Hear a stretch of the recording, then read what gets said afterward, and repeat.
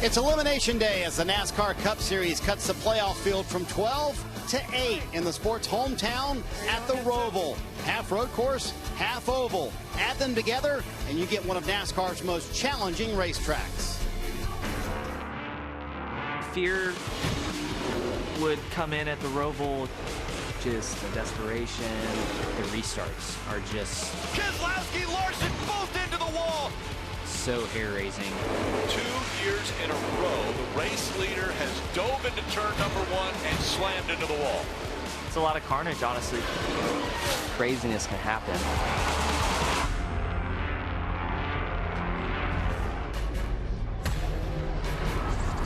Welcome everyone to Countdown to Green, presented by Sonic, the race that most teams have dreaded for months. The cut race at the Roval to eliminate 4 more drivers from the NASCAR Cup Series playoffs.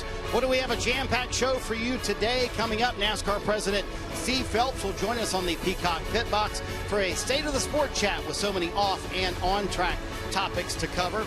Between them, they won the last 19 Cup Series Most Popular Driver Awards. Dale Earnhardt Jr. chats with Chase Elliott live, and we'll hear from or talk about every driver in the playoff field over the next hour or so. Hi, everybody, and welcome to the Peacock Pit Box, along with the Hall of Famer Dale Jarrett and Kyle Petty. I'm Marty Snyder. So, DJ, teams, drivers will all tell you the Roval is one of the biggest challenges in NASCAR. Why? Yeah, the race they haven't been looking forward to. They know it was here, but it's long, it's difficult, 2.32 miles, 17 turns. We see so much action throughout this. It's had high-speed corners, high-speed braking areas, just everything taking place here. And when you get to the infield part of this Roval, you find a lot of contact. Whether some of that is intentional or not, a lot seems to happen in that part of the track.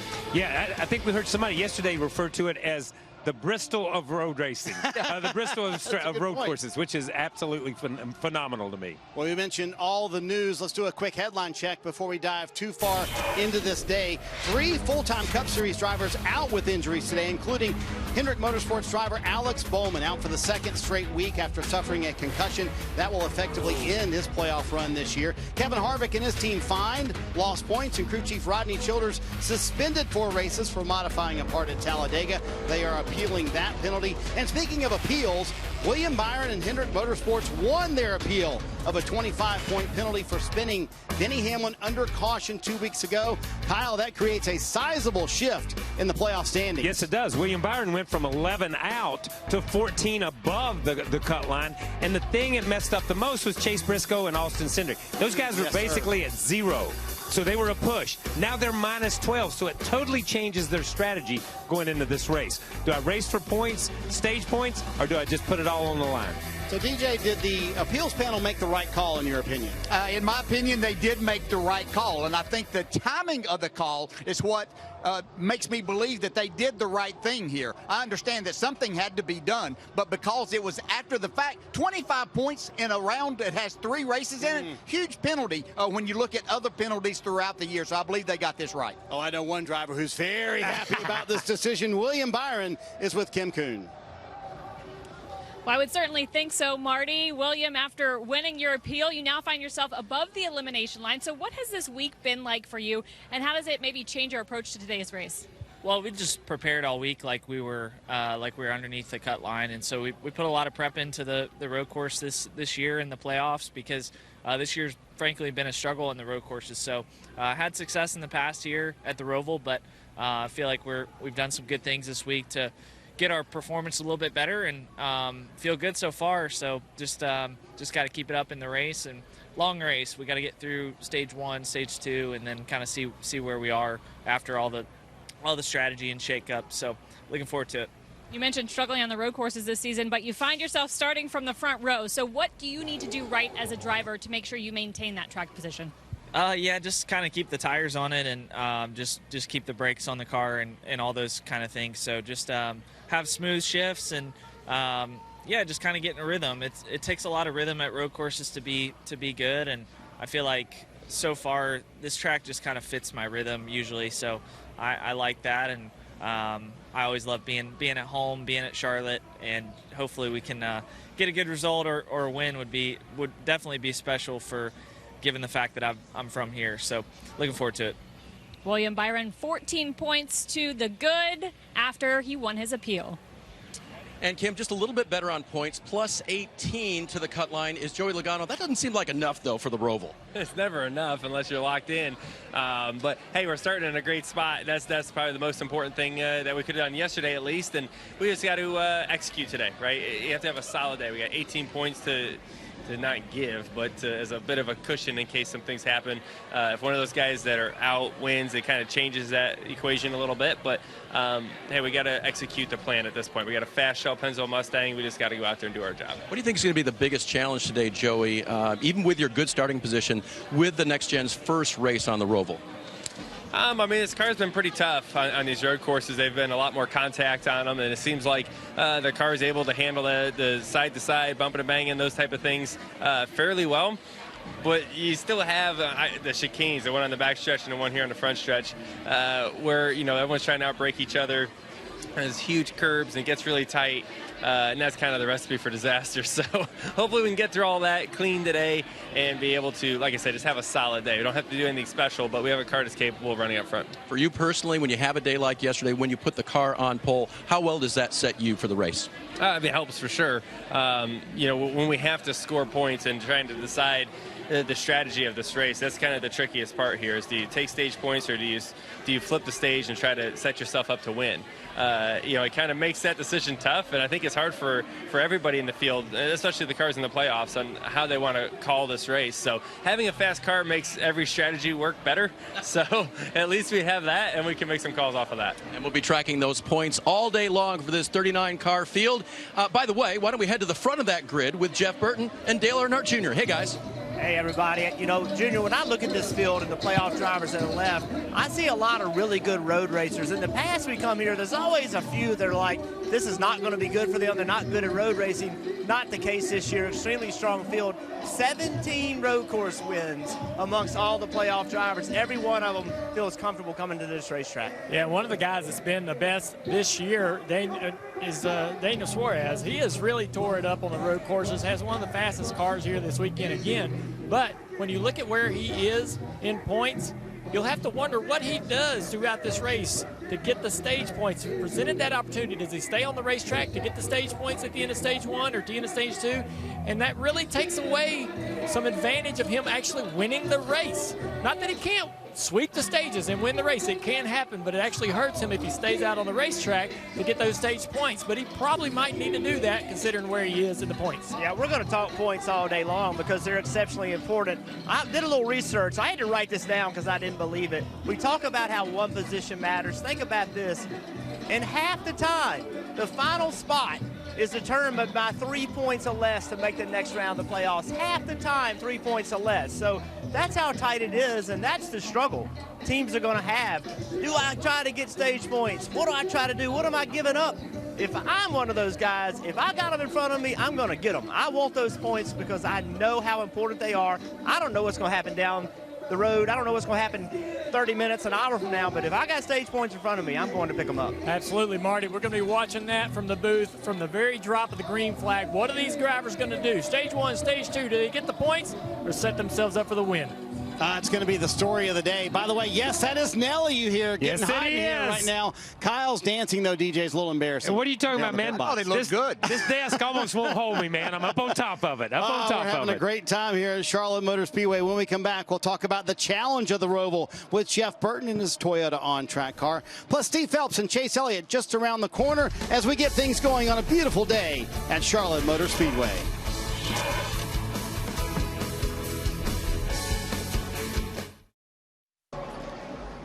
USA's docu-series Race for the Championship is now streaming on Peacock, so you can catch all the great behind-the-scenes action from the world of NASCAR from the beginning. All new episodes Thursday, 10 p.m. Eastern on USA. Oh, a lot of guys misjudge. Serious bull happened in turn 1.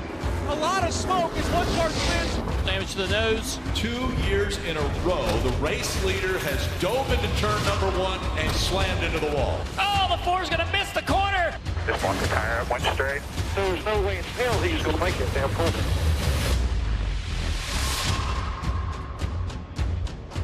Rutledge Wood, they call it the heartburn turn for a reason. From your vantage point, what makes turn 1 at the Roval so tough? Well, you know, Marty, Roval is, of course, part road course, part oval. And here on the front stretch, you can see it's 4 lanes wide, but it's this turn right here, turn 1, where we see this wall. This is what makes it so tough, because all the drivers are bringing so much speed in from those starts and the restarts because they don't have to use the chicane. But this wall behind me gives a lot of trouble to a lot of different drivers. Now, not all of them are able to bounce back the way that, say, Chase Elliott was in 2019 when he ended up in the wall, then was later able to come back and win the race. But you look at how it funnels to go from 4 to 2 lanes to really 1.5 to squeeze through to the next turn. This is going to be one of these spots all day long we watch in those restarts that are so important for every driver to get as much as they can. But guys, it's going to be intense to see this turn all day long today. Going to be fun to watch. And you know, Rudd, it's not just turn 1 at the Roval that causes problems. As our Jeff Burton found out in his Toyota Camry on-track car, any corner at the Roval can be scary, even for someone like WWE superstar AJ Styles. All right, we are fortunate to have world-famous wrestler that you can see on USA. AJ, this is the Roval. Let's go check it out. Let's do it. Oh, my God, the braking. Look at this corner right here. You can't see anything. I don't know where we're going. I don't either. The braking going around these corners, I'm glad I'm strapped in. It's hitting me so hard. Oh, my gosh. All right, buddy, you've been spending some time with Corey LaJoy. Did he get you ready for this? This is something only professionals should be allowed to do. I mean, it's an unbelievable track. It's scary not knowing where you're going. Heavy braking zone. Ugh. Oh, my gosh. Wow. Ugh. Now I know why I'm buckled in so tight. How does this compare to the WWE and what you guys are doing? Well, I can tell you this. You guys seem like you take a beating in this car. I know why I'm strapped in so tight now, because I just get slung out of the car, slung everywhere. I hope this is the last lap, because I'm going to spew everywhere. Oh, no. That's how fast and crazy we're going. Hey, listen, I'm okay with giving you a ride, but I am not going to let you show me what you do. I know I'm not tough enough for that. Hey, I wasn't kidding about puking. I am hot and sweaty right now. I'm not going to lie. I can't wait to get out of this race car. I got to be honest, I'm just glad AJ held it together there. You can catch WWE Raw every Monday, 8 p.m. Eastern on USA. Hey, when we come back, NASCAR President Steve Phelps will join myself, Dale Earnhardt Jr., and Jeff Burton. That's when we come back here on Countdown to Green. Countdown to Green is brought to you by Sonic. Sonic.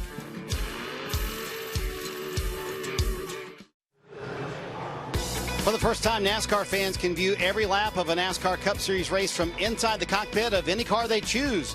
Live in-car camera streams for the entire field are available for free as part of NASCAR Drive. Visit NASCAR.com/drive or download the NASCAR mobile app.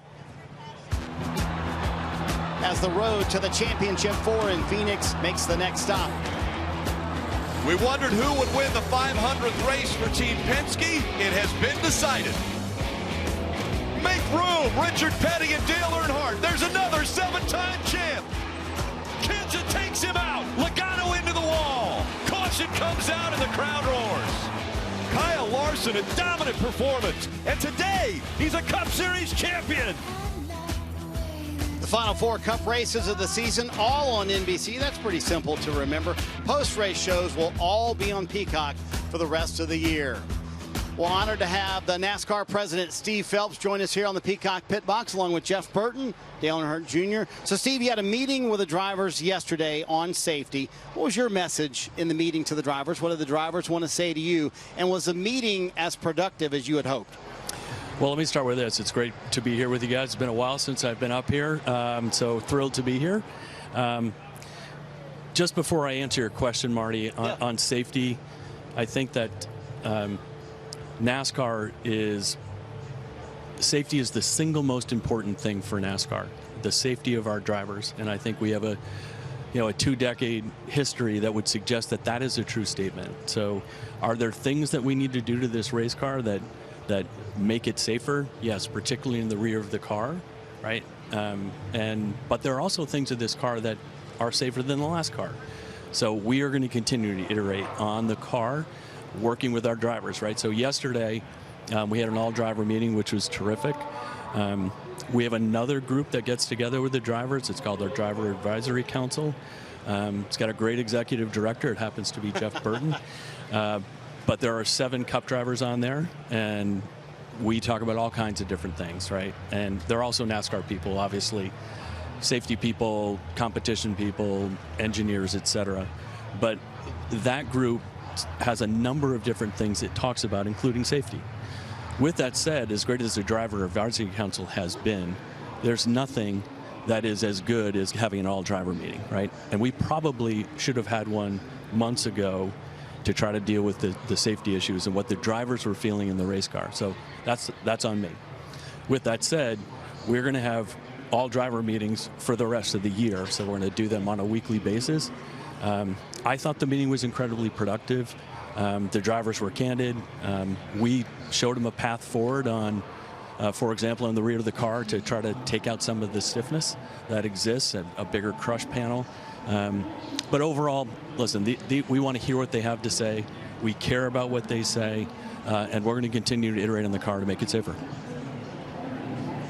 Yeah, I guess, for me, the concussions is the most concerning part, and that is, very terrifying for a driver who's actually went through it. So how do you help a guy like Kurt Busch or Alex Bowman gain confidence, renewed confidence in this car? No, that's a very fair point. So we showed some data yesterday on the crashes. We had a crash test this week that crashed the rear of the car, that created a bigger energy transfer into the back of the car versus an energy transfer into the driver himself, right? So both the head and the head surround and what happens there, as well as things that they're feeling in their body, because they're taking hits that don't look bad, but they're feeling it, right? We understand they're taking bigger hits. So we want to make sure that when we get to the clash at the Coliseum, that those drivers, when they strap in, know this car is going to be successful, and that we have made changes to the vehicle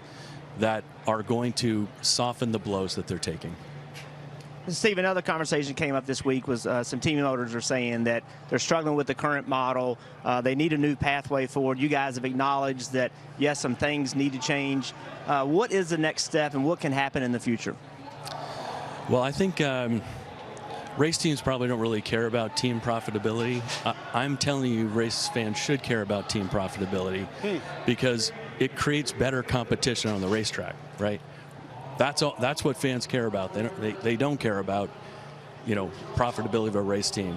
But it's important, right? Because if teams don't have the money to be able to compete on the racetrack, we're not going to have as good a racing. And so what we're doing is as the sanctioning body is moving forward, having our discussions with the teams that would suggest that we're going to give the teams more money from a revenue perspective. But we also need to work with the race teams on the expense side of things as well, right? And there's a balance there. Like any good business, revenue in, expenses, and look at the profitability on the bottom line is critical. And so we're going to do that. I'm confident we're going to do that and get to a good place with our race teams moving forward. Again, we're not going to talk about what the negotiations are here, but I'm excited about what that future is going to look like with our race teams, because I do believe NASCAR and our race teams coming together, that's a better thing in order to help promote the sport.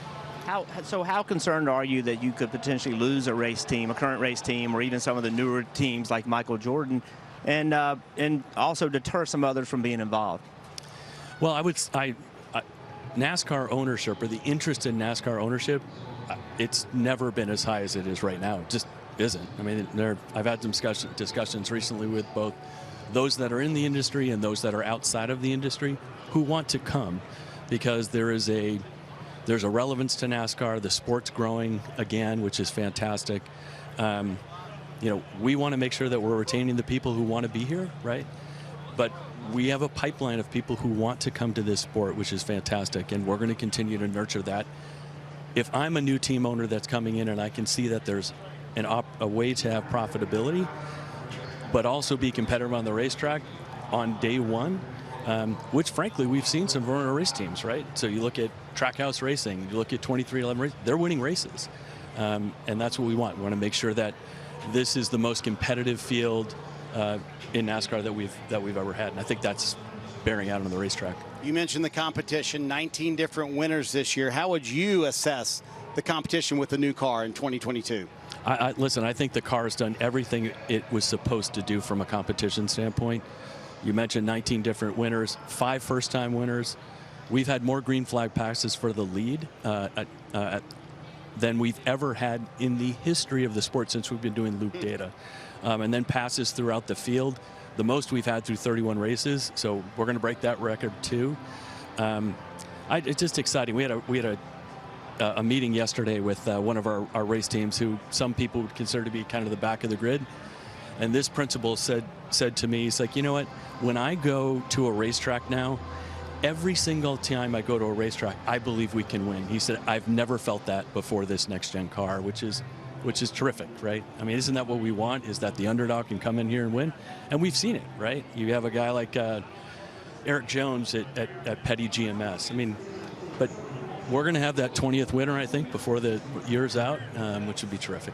Well, I hope it's today, because that'll give us something to talk about. That'd be fun. Also, earlier this week, you guys announced your new driver diversity combine, group of young drivers trying to help with diversity. How is that going? What's working and what could be improved? Well, it's really important for us. So for fans that don't know about our Drive for Diversity program, is a program that's been implemented 12, 14 years ago and has some fairly successful graduates from it. Kyle Larson, Daniel Suarez, Bubba Wallace, and a shout out to Nick Sanchez, who won the ARCA Menards Series. Very proud of him. But that program is both for driver development as well as crew development. So as you're walking around the garage and you see different folks here, you can point out men and women, people of color as well as women who are now crewing cars, driving race cars. It's an important thing to make sure that we are having those that are participating in the sport are diversifying that group, but also diversifying our ownership group in our fan base. And that's exactly what's happening. We're very, very pleased with the direction that's going. But the Drive to Diversity program has been just a big success for us. Well, Steve, on behalf of NASCAR fans everywhere, thanks for your time to address all of these issues. I know you've been a busy guy, but we appreciate you coming up here and joining us for a little while. Thank you, guys. Appreciate it. It's always a pleasure. Thank you for taking the time. Thank you, man. Well, when we come back, Dale Earnhardt Jr. is going to put on his running shoes and sprint over to driver introductions and chat with the only driver who's advanced to the round of 8, Chase Elliott. That'll be live next.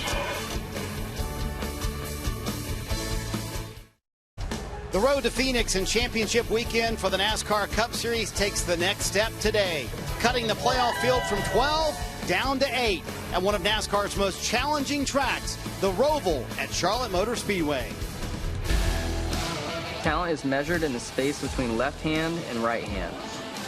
Talent is calculated by the reflexes between left foot and right foot. Talent is the courage revealed between your head and your heart. A champion's journey is a long, lonely road. And to advance to the next round of the playoffs, you have to go through the Roval. That was a serious bull happened in turn 1. Surviving this track takes a lot of patience or no patience, depending on how you approach turn 1. Leaders reckon, get low, get low, get low. Keselowski, Larson, both into the wall. Time will be running short. Tempers will become frayed. Hold the brake. What the f***? Who hit me? Amid this tension, talent is what saves you and secures your path on the perilous road toward a title. And the moments just keep getting bigger as the Cup Series playoffs move on. Here's what's on the menu presented by Sonic. You have to stay to the end of Cup races this year. Half of the races have been decided by a winning pass with under 10 laps to go. Bet the over that happens today as well. The Roval is cut race in round number 2. Chase Briscoe, Austin Cindric, Christopher Bell, and Alex Bowman are below the cut line. And Chase Elliott is the only driver who's advanced to the next round. In fact, he's the only playoff driver to win a race in the postseason with last week's win at Talladega. DJ, here's how the playoff standings shape up coming into the Roval. Oh my gosh, that is so tight. When you talk about a difficult place like this is going to be fun to watch with the different strategies that these drivers and teams are going to employ here this afternoon. Let's hear from a few of the other playoff drivers, starting with the defending champ, Kyle Larson, who's with Kim. And Marty, the last time the Cup Series drivers turned left and right was Watkins Glen. Kyle Larson took the checkers, but this road course a little different. It's a hybrid. So does success earlier in the season on road courses translate to success here at the Roval? I mean, yeah, you'd think that being comfortable on road courses would help. I was really looking forward to this race, or looking forward to Saturday before Saturday, and I was not very good yesterday. So I think your car's just got to be handling the way you need to, and to be comfortable and be able to attack the corners. But my car at Watkins Glen was really good. My car here today is taking some work throughout Saturday, but I think we've made some improvements on it. And I've looked at some data to see what other guys are doing as far as lines and gear selection and just overall speed they're carrying through corners. So I think we'll overall be better today, but it's going to take a lot of hard work to win for sure. A lot of hard work, Dave, because they roll off in the 18th position. Christopher Bell needs a win today. A couple of bad playoff races have left him points shy. In a must-win situation, how does a driver go about that differently than other races? Yeah, it's, I don't know. It's disappointing to be in this position, but thankfully I still have another opportunity at it, that's for sure. And feel good about today. Our DeWalt Camrys drove extremely well yesterday in practice. We needed a little bit of speed, but got all the faith in the world that Adam Stevens and this 20 group is going to figure it out. And hopefully I can do the best job driving and end up front. They'll try to engineer a victory and transfer the next round of the playoffs, much the way Chase Elliott did last week at Talladega. Elliott with the help of Jones. He's still on you, still pushing hard. He surges ahead. Stay by until I tell you. Blaney with momentum. Move up, move up, move up. He's not going to get there. Elliott's going to win at Talladega. Moments like that you have to cherish. He won that race with 2 laps to go. What a move by Chase Elliott. We're down here on the intro stage, and we get to talk to a lot of the drivers in the pre-race show. It's always fun, and we got one of the best to ever do it here at this racetrack, Chase Elliott. Chase, you come off a win at Dega. You did it in style, but it also puts you in a unique position where you can actually go for the win today. A lot of guys are going to try to get the stage points. How have you guys prepared this week, and what's your strategy? Yeah, I mean, I think it's about getting those bonus points today for us, which is a great thing. Obviously, great to get that win last week, but now any bonus points we can carry into that round of 8 is going to be a huge help. And that round of 8, I expect, is going to be really tough, too. So anything we can get today to help that is always a good thing. So if we can get a stage point, great. And if we can have enough pace to go for the win, even better. So that's the goal today. Obviously, the best way to win these road course races are to short the stages and put yourself in a good track position location for that last stage. So we have a good opportunity to do that now. Hopefully we have the pace to where it matters, and then from there just try to execute a good race like we would any other week. Well, do you allow you've been in this position before, but do you allow yourself to look beyond this final round before Phoenix? Is there anything in that round that you can do to help yourself for Phoenix? Well, just have 3 really good races. I mean, I think it's going to be a really tough round. You know, I look at Homestead's been super hit or miss for us. Vegas was a struggle in the spring. Martinsville was good in the spring, but obviously those other 2 tracks I think are going to be a pretty big challenge. So, no, I don't think you can set your sights on Phoenix. Granted, that's the end goal, obviously, and that's what we want more than anything. But we got to focus on the here and now, and that's today, getting as many points. The round of 8 for us starts today. If we can get some more points today, that's going to do nothing but just help us in the next 3 weeks. So a round of 8 is where our focus is, gaining those bonus points. But you got to take it a week at a time. I think you'd be pretty foolish to look ahead to Phoenix right now and just think you're a shoe-in, because that's just not reality. The drivers had a meeting with NASCAR about the safety of the car going forward. You were in that meeting. Your feelings after the meeting? Yeah, look, I think it was good. They share with us some information of things that they've learned over the last few weeks, and the direction and path that they want to go forward. So, and I think they gave us the floor to express our opinions in a constructive way, which is, I think, something that everyone will benefit from. And I think they're open to some of these changes that everyone wants to make these cars safer and to still put on a great show and to not take away and us be talking like we shouldn't be talking about this right now. We should be talking about the show today. So let's make sure we get this stuff fixed. That way the emphasis is where it should be, and not about this other mess. I think we're going to have a show today, buddy. It's always a show at the Roval. Marty, we're going to talk about picks later, but I think you're looking at mine for today.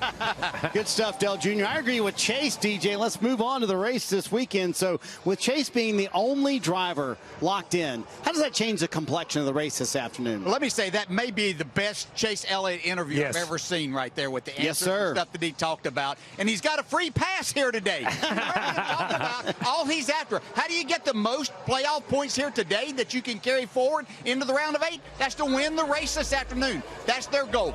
They don't care about anything else. So he's got that free pass with that great move that he made last weekend. The other drivers, on the other hand, there are 7 spots still open, at least 6 in on points. This is going to be crazy this afternoon. Wild to think that. Kyle, it's baffling to me that Chase Elliott is the only playoff driver, and we're coming down the home stretch. Yes, it is. Who has won a race in the postseason? Does the Roval lend itself to a non-playoff driver winning, maybe even a new winner, number 20 on the season? All of the above. All of the above. Now, I'm going to say this. Dale just said it, and we heard it in Chase Elliott's interview 1,000 times. Drinking word of the day, today, points. That's all anybody's talking about. Oh, gosh. Points, points, points. We heard Chase a million times. But, yes, you've got Reddick, you've got Cindric, you've got Suarez, you've got so many guys. A new winner. How about Blaney? We have been waiting for Blaney to win one. Good point. He can be your 20th winner, and these guys are all great on road courses. So you get a Reddick who's already out. He jumps in. Another playoff driver doesn't win a race. You know, so I think we're in that position where, yes, a non-playoff driver can win the race, and at the same time, we're going to see so many different strategies chasing points. Yeah, now, I was going to use all great minds think alike. They might not believe that was good, huh, KP? But Blaney is my guy. Yeah, he won the first race here on this Roval, so he knows how to get it done. Good road racer. I think that could be our 20th winner here today. When we come back, the stars are out at the Roval. We'll see if Rutt can catch up with one of them. Plus, our pit reporters take us through the field. Are there any surprise picks for today's race? Find out next. Elevate your taste buds with the new Sonic Chop House Cheeseburger, layered with crispy onion strings and a creamy Chop House aioli over an all-beef patty with 2 slices of American cheese and served on a toasted brioche bun. For a limited time, only at Sonic. The Roval's bringing out the celebrities. Look at that, DJ. It's Hubert Davis. Go Heels. Go Heels. Absolutely right. AJ Styles here. He survived his He survived the ride with Bert. That's good. Good for him. Also here, Cassidy Pope. DJ's a big fan of Cassidy Pope. Absolutely. Alexander Rossi's here hanging out with his buddy Connor Daly as well. Rutt caught up with Nelly, who played the pre-race concert. We heard from him a moment ago. Take it away, Rutt. Give me 2 pair. I need 2 pair. That's my man Nelly was out there stomping, putting on a great show for everybody here at Charlotte. Man, I know you're a big NASCAR fan. Tell me, what makes it so fun when you get to come out here, put on a show like this before a race? I mean, you know, anytime you get a chance to jump off something, especially when you talk about playoffs and people, you know, fighting for, you know, the victory of the season. So, man, this is just an honor, and I appreciate them looking out. Man, I know you and Denny Hamlin, friends, buddies. I think he'd like to say best friends, but is that who you're pulling for today?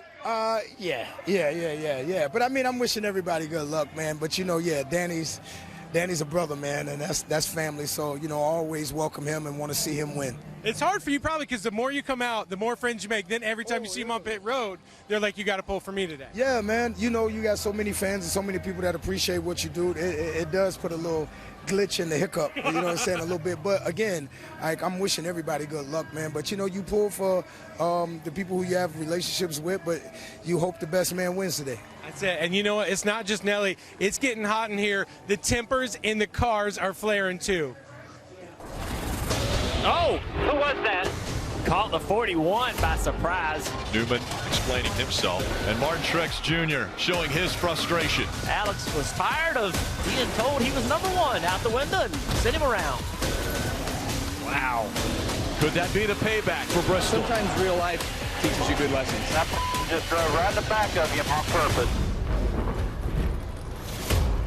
Well, the Roval's just like a short track. We want to bring in Steve Letarte because, you know, you'll have some bent fenders and hurt feelings today. But, Steve, your old job atop the pit box, you can call this race a million different ways. We'll talk about racing for points versus the win. Can you explain that a little bit today? Well, you talk about fenders. How about headaches? That's what the engineers and the crew chiefs are going to have. How do you consume this race? Well, it's 109 laps, 400-kilometer road trip around the Roval, and it comes down to, do you stop 2 or 3 times? You can only stop twice. If you have enough fuel that only 2 stops, a negative to 2 stops, you're going to be on old tires at a couple key points of the race, and every time you come to pit road, it's going to take a long time to put fuel in. So now I think the majority are going to stop 3 times. That's going to leave 2 opportunities. The first, right here at the end of stage 1. The second, right here at the end of stage 2. Points, points, points. You heard what Chase Elliott said. The goal is to stop before the end of the stage. That will help track position when the caution comes out. But if you want to score points, you have to run to the end of the stage and then the money stop. The heartache for the day is when do you come in that final stage. Try to get a little lucky, try to come to pit road before a caution comes out, and maybe you'll be lucky enough to get track position when it matters most. I'm glad you have your calculator. I hope you have extra batteries for today. You'll be keeping up with all of it. So drivers will be shifting about 20 times a lap, Steve. So in the new car, explain how shifting works. Yeah, there's a lot of changes in the next-gen car, and shifting, to your point, is one of the biggest that has affected the drivers. It was a bit uncomfortable to start the year, but they've really figured it out. When we take a look at our Toyota virtual car, it used to be a 4-speed transmission right here behind the engine. No longer the case. Now it is a 5-speed transaxle in the back of the race car. What does that really mean for you at home and for the driver? This is the big difference. The shifter handle now really doesn't change location. It's more of just a lever. It's sequential. You want to downshift, push it forward. Every time you push it forward, you go down a gear. You want to upshift, pull it back. The drivers make this look very, very simple, even though it is not. We took a ride with Daniel Suarez in practice. This is down the backstretch. Watch him take his right hand off the wheel. He's going to reach down. Downshift. Downshift, down into the backstretch chicane. He's going to jump on the gas, reach over, upshift a couple times. Look how quickly he does it. Hand back on the wheel. You say 20 times a lap. That sounds like north of 2,000 shifts here at the Roval, Marty. The drivers, it was new early in the year. Now they make it look simple. Yeah, I think everybody's going to be frightened about how this car will hold up mechanically. Steve, we'll see how all that plays out. We'll also hear from you in a bit for the call of the race. There are plenty more playoff stories to cover before we get going. For that, let's go through the field, starting with Denny Hamlin and Dave Burns. So, Marty, let's start with Nelly's pick, Denny Hamlin. He's 4th out of 8 drivers who would transfer, plus 21 to the cut line. The problem, he qualified 24th. His crew chief told me they weren't aggressive enough coming into the weekend. They made aggressive changes overnight. They'll hope there's no glitch in the hiccup this afternoon, Kim. Well, Dave, speaking of problems, Ross Chastain got too aggressive during the final round of qualifying yesterday and put his car into the tire burial. Their start from the back after unapproved adjustments, and will have to tear through the field if they want stage points. Ross has never scored stage points at the Roval, but he says there's a first time for everything. And Dave, he reminded me he's done a lot of things this year he's never done before. With his crew chief on suspension for a loose wheel, Ryan Blaney's number 12 team is working remotely for the first time in 2022. The good news, Ryan is highest in points of the non-winners in the playoffs. That's just about everybody. The other good news, he starts up front. Ryan Blaney qualified 6th, Kim.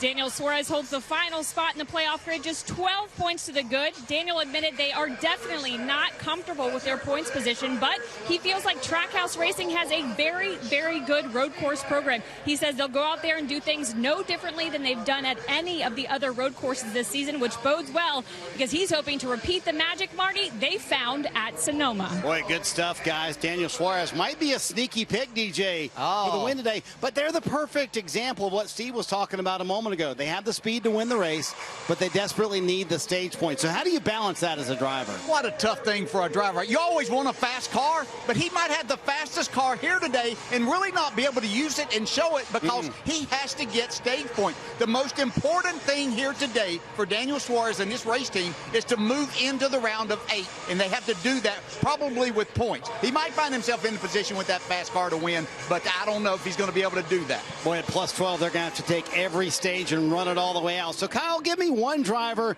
you think can make a championship for other than Chase Elliott. William Byron.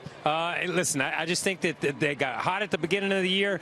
They are on a streak right now. They won their appeal. They're starting on the front row. William Byron all the way to Phoenix. DJ, how about you? I'm going with Denny Hamlin. There's 2 mile-and-a-half tracks coming up right after this when we get into the round of 8, and Martinsville. If that's not has Denny Hamlin's name written all over it, I don't know what does. If they survive today, right? They got to survive. I'm looking ahead past that. Yeah, exactly. When we come back, time to go on the clock. Plus, we'll hear from 2 drivers below the cut line. Chase Briscoe and Austin Cindric are next.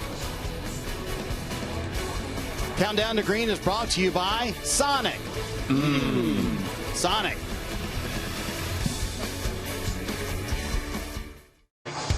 Since 2009, Sonic has supported thousands of teachers nationwide through Limeades for Learning. The program provides millions of dollars each year to help teachers provide resources for their students. This week's spotlight is on Adam Bernstein. Adam teaches AP Computer Science in Miami. Sonic helped Adam provide materials like tablets for his students. Visit DonorsChoose.org to make a contribution to a teacher in your area or purchase a drink at Sonic. At Sonic, you sip and schools win. Oh, and we've got a spinner. Easy. Oh, he spun out. Flores will go around again. Front stretch, Austin Dillon. Ryan Newman will do a 180. Backstretch chicane. These are big curveballs for these pros. By Brad Keselowski. And that rear chicane, Eric just didn't recognize that he was there. Jimmy Johnson blocks the brakes up. The notorious chicanes at the Roval are notorious for chaos. Yes. But local kids came and painted them this week, KP. Maybe that made them a little more pleasant. Maybe, Marty, but there's no cute in racing, okay? There's no cute in racing. Be honest, man. But they are a little more pleasant painted. Yes, they are. Absolutely are. I don't know how long they'll stay looking good. Exactly. Time to go on the clock. 15 seconds to talk about a playoff driver. KP, we'll start with you and Joey Logano. Joey Logano, let me tell you something.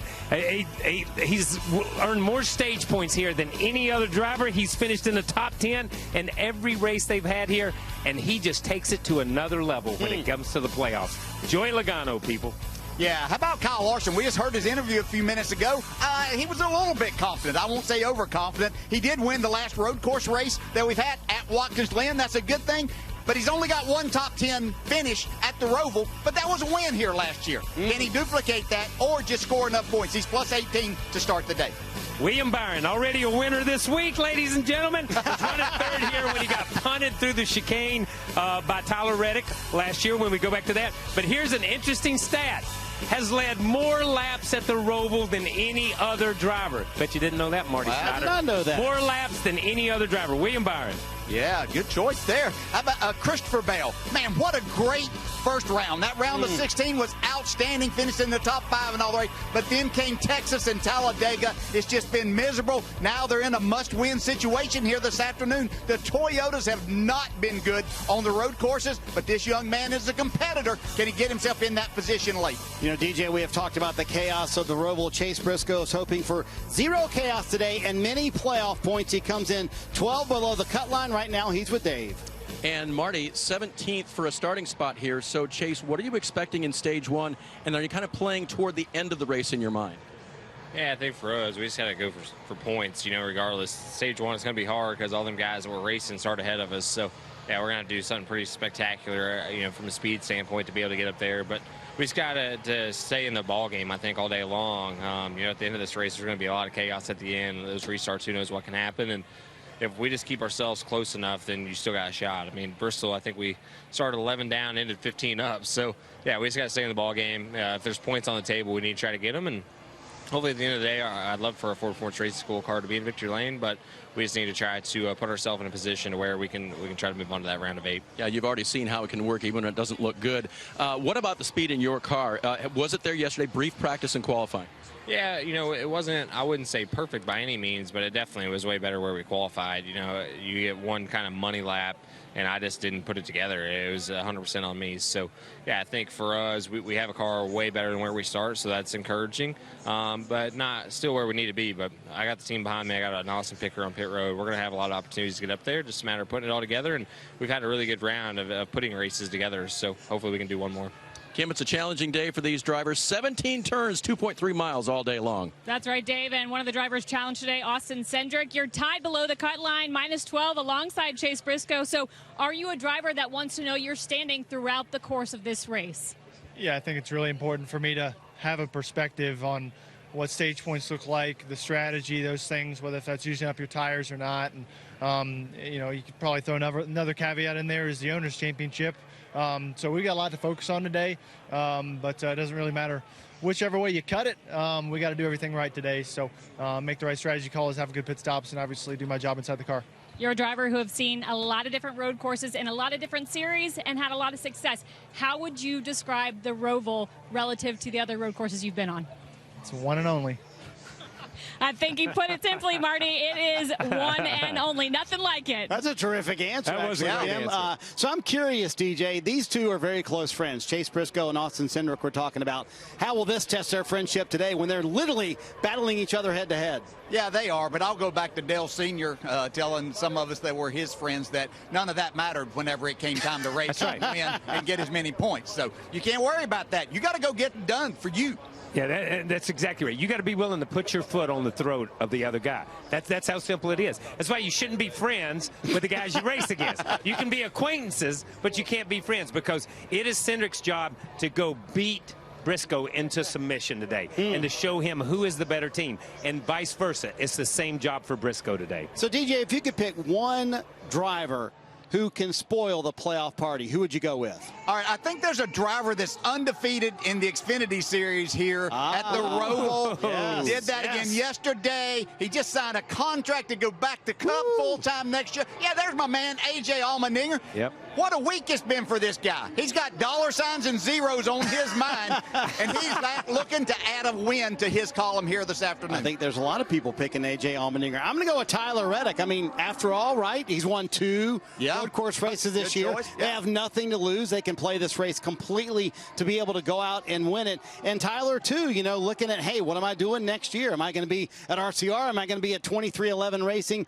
What he needs to do, win more races, and he might be the guy with the most speed to be able to do it. That's who I'm going to go with. Okay, I'm going to go with Kyle Busch. Okay, so let's just look at Kyle Busch's season. He has stood in the eye of a hurricane all season long. It's been constant chaos, constant turmoil. Finally, there's some calmness to it with 3 or 4 races, 4 or 5 races to go.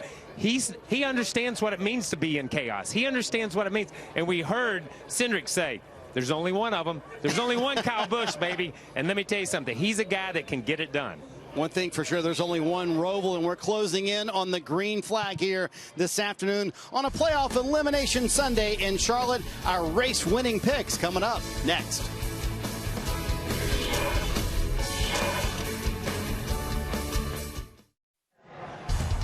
A terrific scene, a beautiful fall day in Charlotte. It's elimination day as the NASCAR Cup Series cuts the playoff field from 12 to 8 in the sport's hometown at the Roval. So, Kyle, as these playoffs move along, are you sensing a little more nerves inside the garage area among the drivers and the teams? You betcha, Marty. I'm going to tell you, man, it's everywhere. And understand, we keep focusing on the drivers. This is a team sport. There's guys back in the war room that's communicating to these guys on the pit box. There's guys on the pit box that make calls that depend on what your track position is and where you're at. And the guys that go over the wall and change tires, if you don't think there's pressure, let's go back to Bristol and the pit crew for Kevin Harvick when they came down pit road ahead of that 17 and had a mistake and sent him out, and Kevin's out, and the 17 wins the race of Chris Buescher. An amazing feat right there. But as I look at it, that's all nerves. That's all nerves. Yeah, these drivers understand it too. Just the points have never been this close as we try to move into the round of 8. You know, we have 9 drivers that are vying for those 7 spots that are still available there, and so that brings a lot of attention at a place that they're not that familiar with. I mean, yeah, they've raced here 3 times, but still, there's so much unpredictability about this that you just cannot relax at all. And the guys at the front of the grid made a terrific point earlier. I mean, it can be decided by 1 point today, which brings me, Kyle, to paybacks. I know you said it won't happen, Listen, but everyone says the Roval's a place to do it. Will it happen? Well, here's what I'm going to say. There's not going to be paybacks today, but everything that happens today will get paid back at Martinsville. Okay? That's what I think. Listen, there's so much on the line for so many people today. That's at the back of their mind. That's not at the forefront of their Ross Chastain has to go to the back. I'm just saying, DJ, you know, he's got to work his way through the field. Not going to happen. Some more friends. Yeah, he'll get no prisoners. Here's the odds, DJ, for the race winner at the Roval this afternoon. Yeah, no surprise here. Chase Elliott and Tyler Reddick, the 2 favorites in this, but the man with maybe the fastest car, Daniel Suarez down there, 11-1 on that. But, gosh, is he going to race for the win or for points? Such a tough decision. Might be a good bet, though. When it comes to the odds, though, it only pays for the win. So here are our race-winning picks for the day. Tyler Reddick is a very popular pick. Wow. But Kyle, you went with your boy William Byron. You're riding that train, aren't you? Byron up front, man. I went with Byron up front. But I see you went with Suarez, and he said, what do you know? Is he going to race for points? Is he racing for the win? Interesting. And I don't know. I mean, it's such a dilemma to see what Daniel Suarez and his team does today. Again, above the cut line right now, but they need all of those points they can get. They have such a fast car, though. That's going to be fun to watch all afternoon long.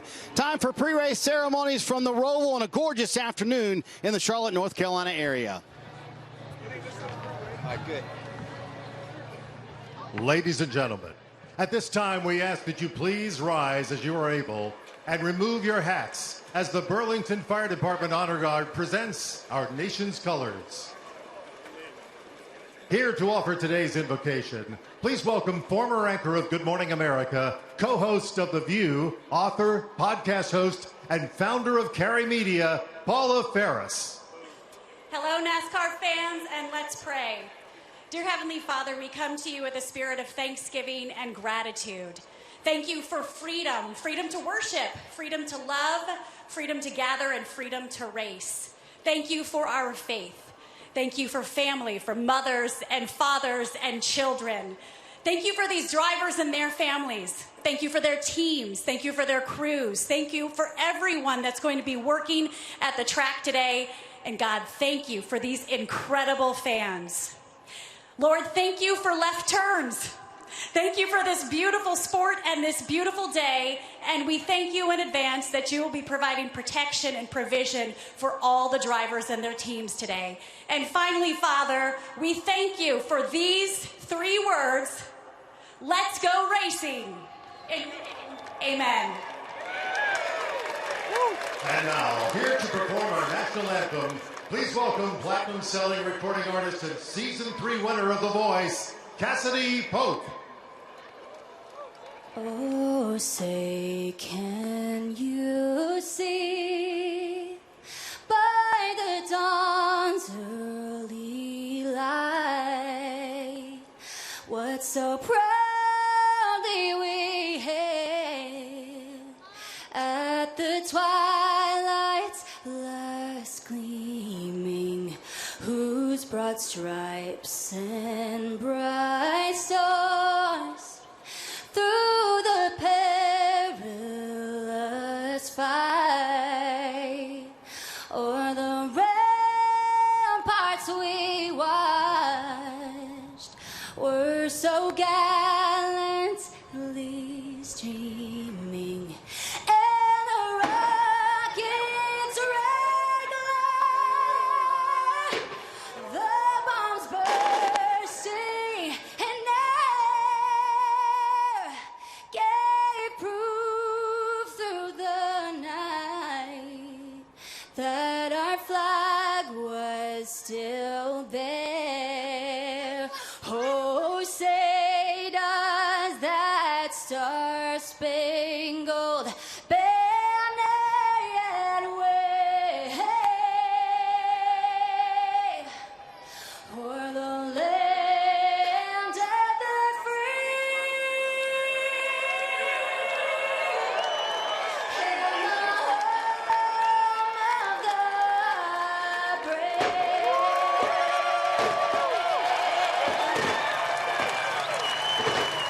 Almost a sellout crowd at the Roval. On the other side, Rick Allen, Steve Letarte, Jeff Burton, and Dale Earnhardt Jr.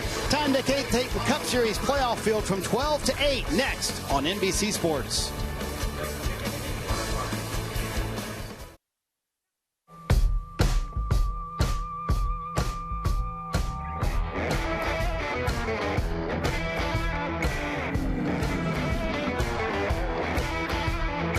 I was just a young and bouncer on my mama's knee.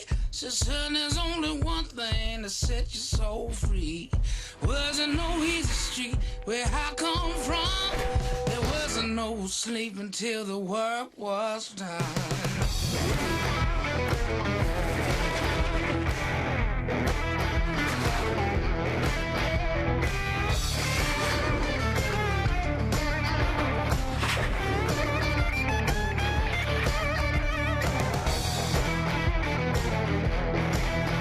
Get the spirit, pull me under to the bottom of the well. Keep your motor running till that victory bell. One for the money, to another show. Please start your engines now and rock and roll.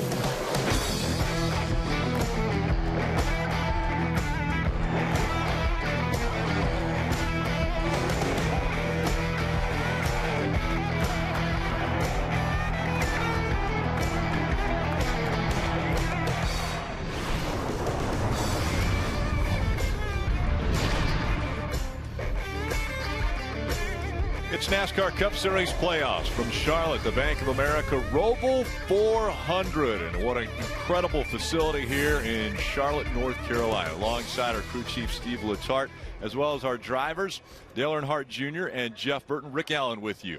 Want to take a look at the Cup Series playoff standings brought to you by Xfinity. Only one driver is guaranteed into the round of 8.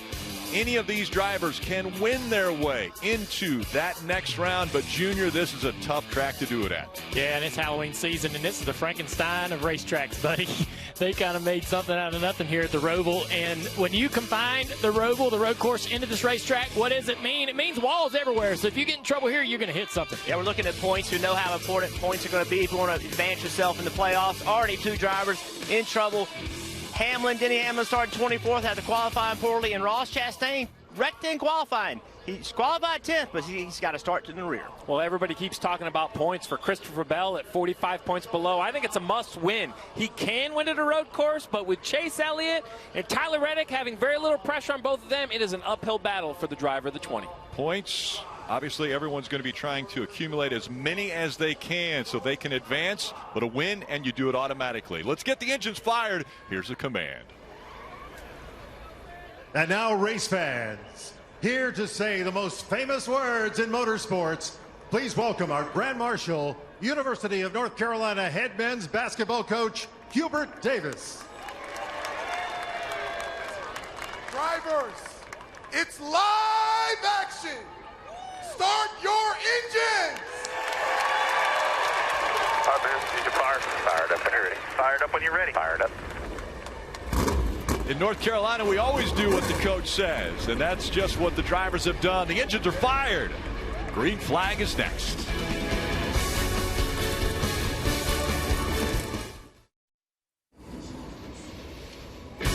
NASCAR on NBC is brought to you by Bank of America.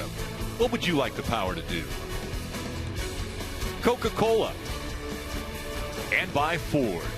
Built Ford proud.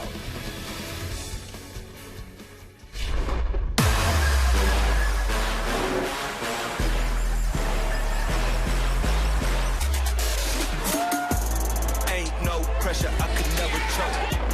You do what you can, I do what I want.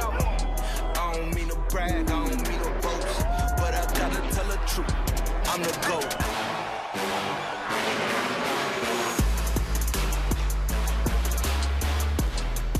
Cars rolling off of pit road now, qualifying yesterday. Want to take a look at today's starting grid, brought to you by Bank of America. Up front, Joey Logano, William Byron, they will lead the field to the green flag. Down there in row 5, probably one of the best road course racers we have in NASCAR now, Chase Elliott. He has the Xfinity onboard camera, and let's dial him up on the radio. Hey, Chase, it's all the guys in the NBC booth. You with us? Yeah, go ahead. Well, you're a 2-time winner here, so no better person to ask this question. Why is this track so difficult?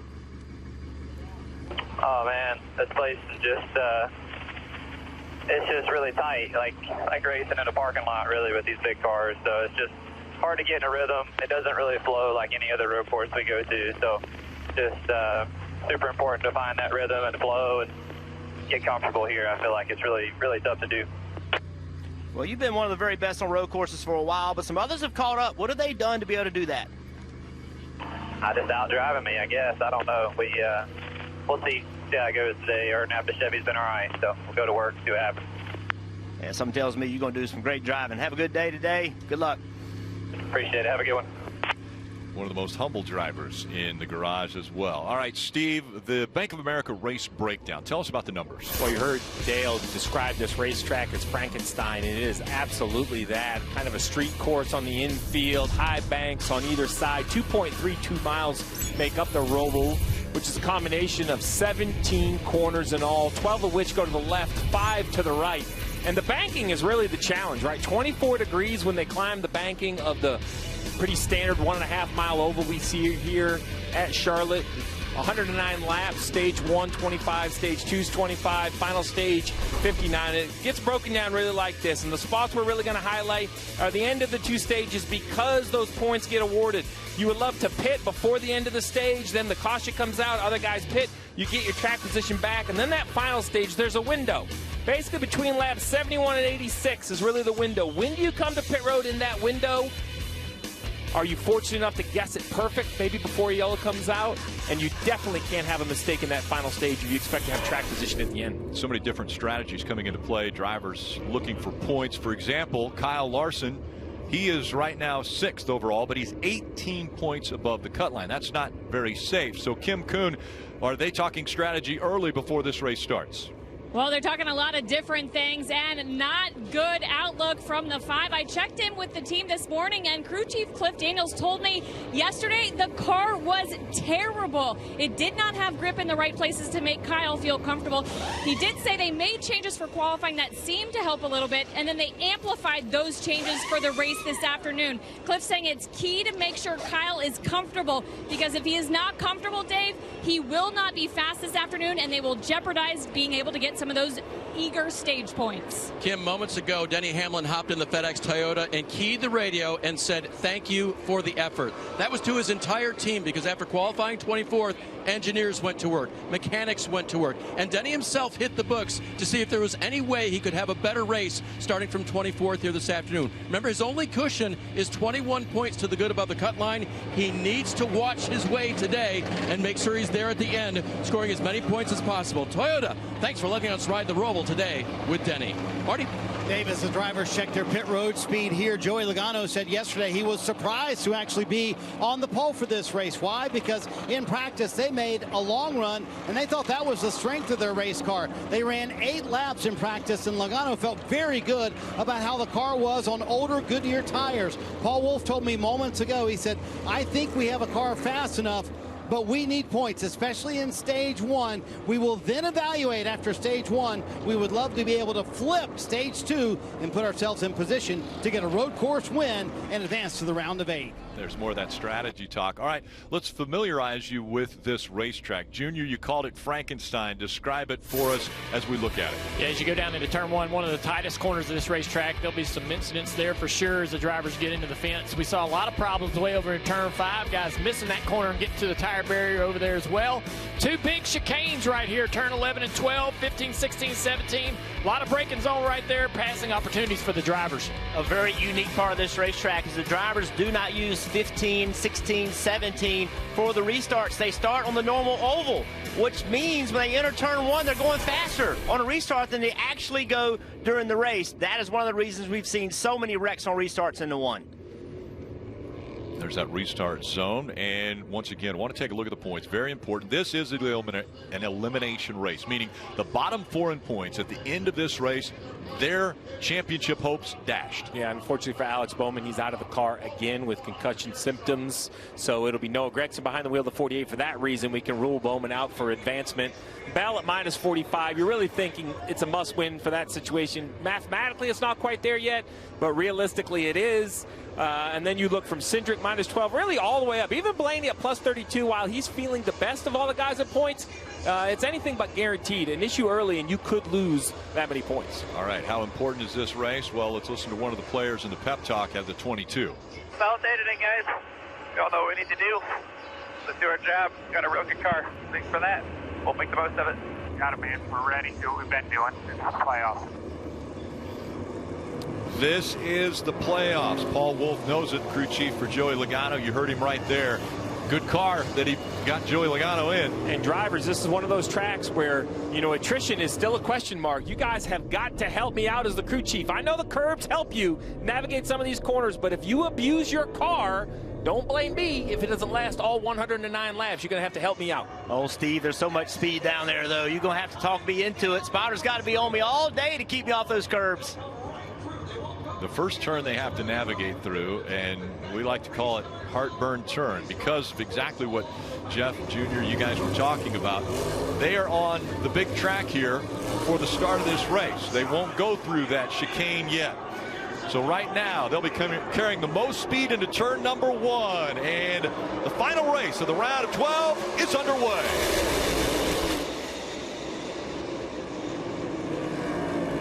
Two and 3 wide already in turn 1.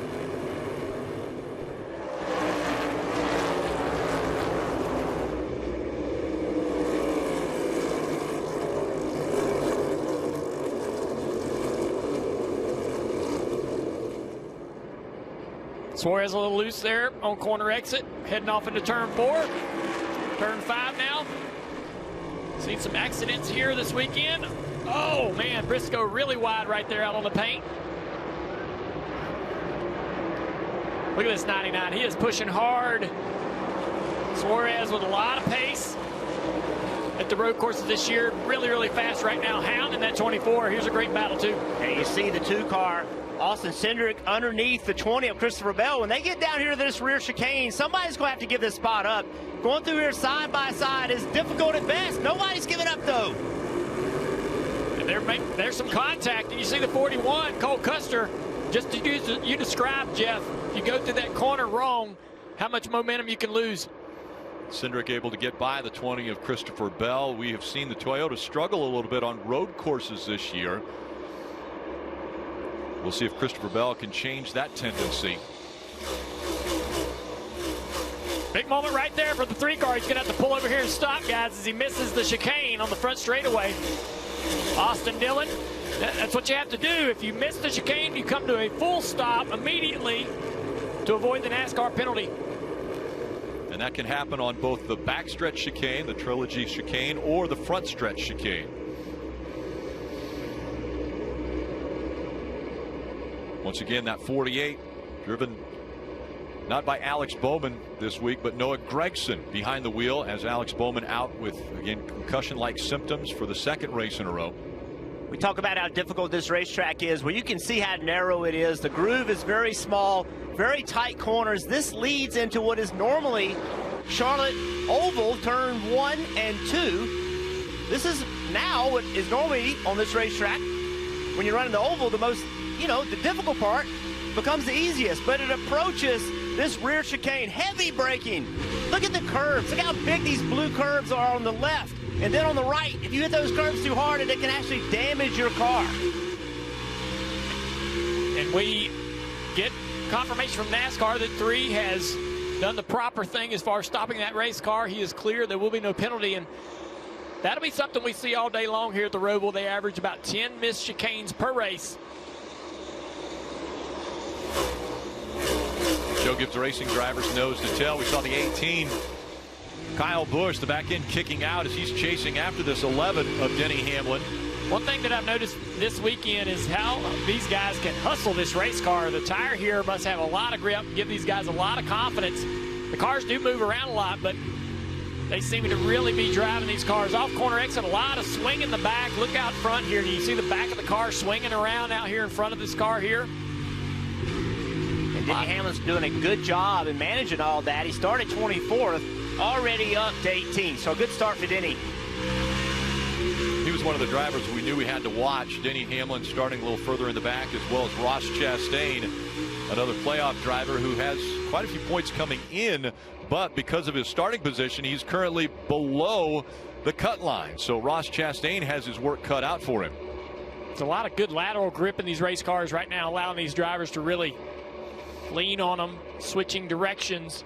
But we recognized yesterday in the Xfinity race, tires did make a difference. They did fall off. They were better when you were able to come get new tires. You could drive through the field. So have to pay attention today, see if this tire is no different. We saw a little brake smoke there. I want to clear something up. I know you guys had received word from NASCAR. They thought everything was good with the stop by Austin Dillon. They've re-looked at that and said, no, that was not sufficient. And so a penalty was put towards the 3 of Austin Dillon. Take another look. Let's see why we would think they changed their mind on that.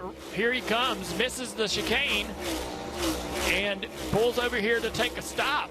Oh, he didn't stop all the way, so you have to come to a complete stop. Doesn't look like he did. They took another look at it, changed their mind on the penalty. I'm okay with them taking another look at it, making sure they got it right. I'm okay with that. You have to make the call right, use instant replay, use everything you have to be able to make that call. Well, now you see why the stop is so important, because the penalty was a pass-through, which puts him out well behind the field now, only in front of one car. The 78 of Josh Williams, who also had a penalty earlier in the race, had to do a pass-through. So these two cars are pretty good distance behind the field. Dave Ross Chastain has made his way up to 27. We just not stop enough? We didn't stop enough. I didn't think we did. Yep, that was a 3 radio, seeing what happened with Austin's car there. As for Ross Chastain, what a job his crew did. Tore the left side of that car off when he went into the barriers off of turn 5 in qualifying. The garage closed at 2:30 yesterday. Oh, we got a spin. Almost a spin. Right here on the front straightaway. The 45 car of Bubba Wallace misses the front straightaway entirely. He's in 9th place when this happened. Missed the last chicane here on the front straightaway. Got into the braking zone. The car was way uncomfortable and out of control. Just bailed on making the chicane entirely. All right, Junior, you said just a moment ago, on average 10 missed chicanes. Well, we're only 4 laps into this and 2 already. Yeah, 2 that we know of. Lock them up there, good ways, be ready. So he's worried about flat spots on his tires. We did see a lot of smoke. And so if you slide the tire, Steve, it will give you a flat spot, create vibrations. The tire could come apart. Absolutely, and then we're more ready. damage. You need to come. Right there, you're ready. You can pin here and not lose a lap. Bubba says he's coming to you, so he obviously feels that vibration. Let's take another look at it, Junior. This is coming into the front stretch chicane. Oh, you see it just got really loose on. I guess he couldn't commit to the wheel, so he comes to a stop. Back to the 3 radio that said they didn't stop enough. Unfortunately, it's real clear. It's did you stop or did you not, right? Did the tires come to a stop? So stop enough, I thought, was a good way to say, no, we just didn't do it correctly. Bubba Wallace did, so I think he's fine on the penalty. But we are hearing on the radio he's coming now to pit road to replace those flat-spotted tires. So an issue already for Bubba Wallace and the 45. Joey Logano out in front. Bubba Wallace serving his penalty. The NASCAR Cup Series playoffs on NBC. Bank of America Roval 400. Grab an ice cold Coke and buckle up. You're watching NASCAR on NBC. And already 7 laps in on lap 8 here. Denny Hamlin negotiating his way around this 17-turn Roval here in Charlotte. Want to take a look at the telemetry brought to you by Progressive. Riding on board with the 14 car of Chase Briscoe. We're going to be able to look at the steering, the braking as well. Obviously, watch his right foot, the throttle, as he goes through the infield, Jeff, how careful he is. Can't get full throttle in some of these areas, but he will give it just enough throttle to really keep the momentum up. A little bit of throttle right here. Can't quite go full throttle. It's so slick. We heard Chase Elliott, describe it as a parking lot inside of the Charlotte Motor Speedway, and it just does not have the grip. Now he's going to be wide open here. See him change gears. Right there, he's dancing like brake gas through that one section. Now watch his left foot. Let's see if he gives a little comfort check. There you go. Just make sure the brakes are there. This is that heavy braking zone in the rear chicane. Slow back to the throttle, gradually getting the throttle back down. Lifts for shifts. Pretty calm hands. His car must be driving at least pretty good. His hands are pretty calm. No real fast motions.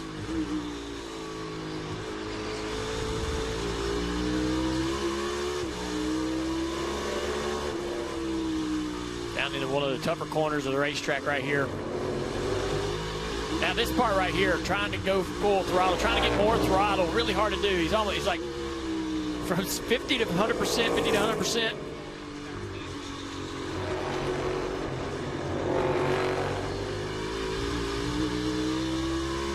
That's what makes road course racing hard, is really knowing how much throttle to be able to really feed this car to be able to keep the momentum up. Sometimes you're using the brake and the throttle at the same time. The other thing I always struggle with is understanding like where I needed to be better. There's so many corners. There's so many opportunities to lose speed, gain speed. Why am I getting beaten? Why do I need speed? Where is it? I always struggle. Unless my car was really handling poorly, that's where I think really good road racers know. They know, I got to be better right here if I want to go fast. With all the information these drivers have today, you would have loved it now, being able to get all of the, here's where you're getting beat. These guys are beating you in exactly this position, and this is what they're doing with gas and brake and shifts and different gears to try to beat you there. 22 car here still out front comfortably over that 24, but you look back there behind Byron, and Suarez has faded just a little bit. He's got Reddick right on his back bumper. Reddick's been pushing him a little bit. He's actually got a little bit of space now between the 99 and the 8 car of Reddick. Blaney right there behind them as well. Let's get a few of the updates from these drivers and where they're running. William Byron right now in that second spot. Marty, is he content to run here behind the 22? I'm sure he'd love to have the lead, Rick, but think about the week for William Byron, the Hendrick Motorsports driver. On Monday, he was below the cut line, -11, but then the NASCAR appeals panel overturned his 25-point penalty for spinning Denny Hamlin under caution at Texas, and all of a sudden he was +14. Talking to Rudy Fugle this morning, though, he said, I honestly feel like that did not change our game plan for today. We need points in stage 1. We need them in stage 2, but William Byron has always been terrific at the Roval right now, +26 above the cut line, Dave. Daniel Suarez runs in third, just about 3.8 seconds behind the first place running Joey Logano. When I talked to crew chief Travis Mack about the third place qualifying effort put in yesterday, I said, did you have any of those Sonoma feelings? That was the race where they all broke through to the win column for the first time. He goes, yeah, but I also had feelings about Circuit of the Americas. We didn't win that race, but we were the fastest car, and I think we're the fastest car this weekend, and you can see some of that on the Coca-Cola onboard. Kim? Well, Dave, Christopher Bell runs in the 9th position and is in jeopardy of not transferring to the round of 8. And when I talked to crew chief Adam Stevens a couple of weeks ago, he said the first round of the playoffs was about performance, and they excelled. But he said this round is about luck. And while luck has not been on their side at Texas or Talladega, and Christopher came into this race 45 points below the elimination line and pretty much faces a must-win situation. So Christopher said they're pretty much committing to not getting stage points and doing what they can to position themselves to win or at least finish as high as possible. Steve, that means coming before the first stage break, making sure that they can get there and get off cycle with some of these other drivers? Yeah, the end of the stage is lap 25 when the leader comes and takes 2 to go. Pit road will close, which would be lap 23. So 22 or 23, we're going to see some busy pit road with the guys outside the playoffs, and even a couple playoff cars like Christopher Bell that are thinking they have to win. The problem with Christopher Bell is I don't know whether they got the pace to do what a lot of the cars are going to do that same strategy. 20 car losing a few positions here, kind of struggling. Got these 3 cars we're riding with right now right behind him. In addition to that, his teammate Denny Hamlin got to 17th. He's kind of stalled out on speed. His teammate Kyle Busch, he's gone backwards, and Truex, he's not been able to go forward either. So that problem has been for a while this entire year with the Toyotas. They just have not had the pace. Harrison Burton in the 21 just in front of Kyle Busch here in the 18 as they work their way through the front stretch chicane. Again, Kyle Busch eliminated after the first round of the playoffs. He's running in the 19th position now, chasing after Harrison Burton. Well, for Kyle Busch, it was really 2 failed engines that knocked him out of that first round. He wasn't pretty good, in position to win Darlington, where the playoffs kicked off, and had an engine failure in the closing laps of that race. You know, this is going to be a season he definitely looks back on and kind of wonders what if. Last season with Joe Gibbs Racing, moving to Richard Childress Racing next year.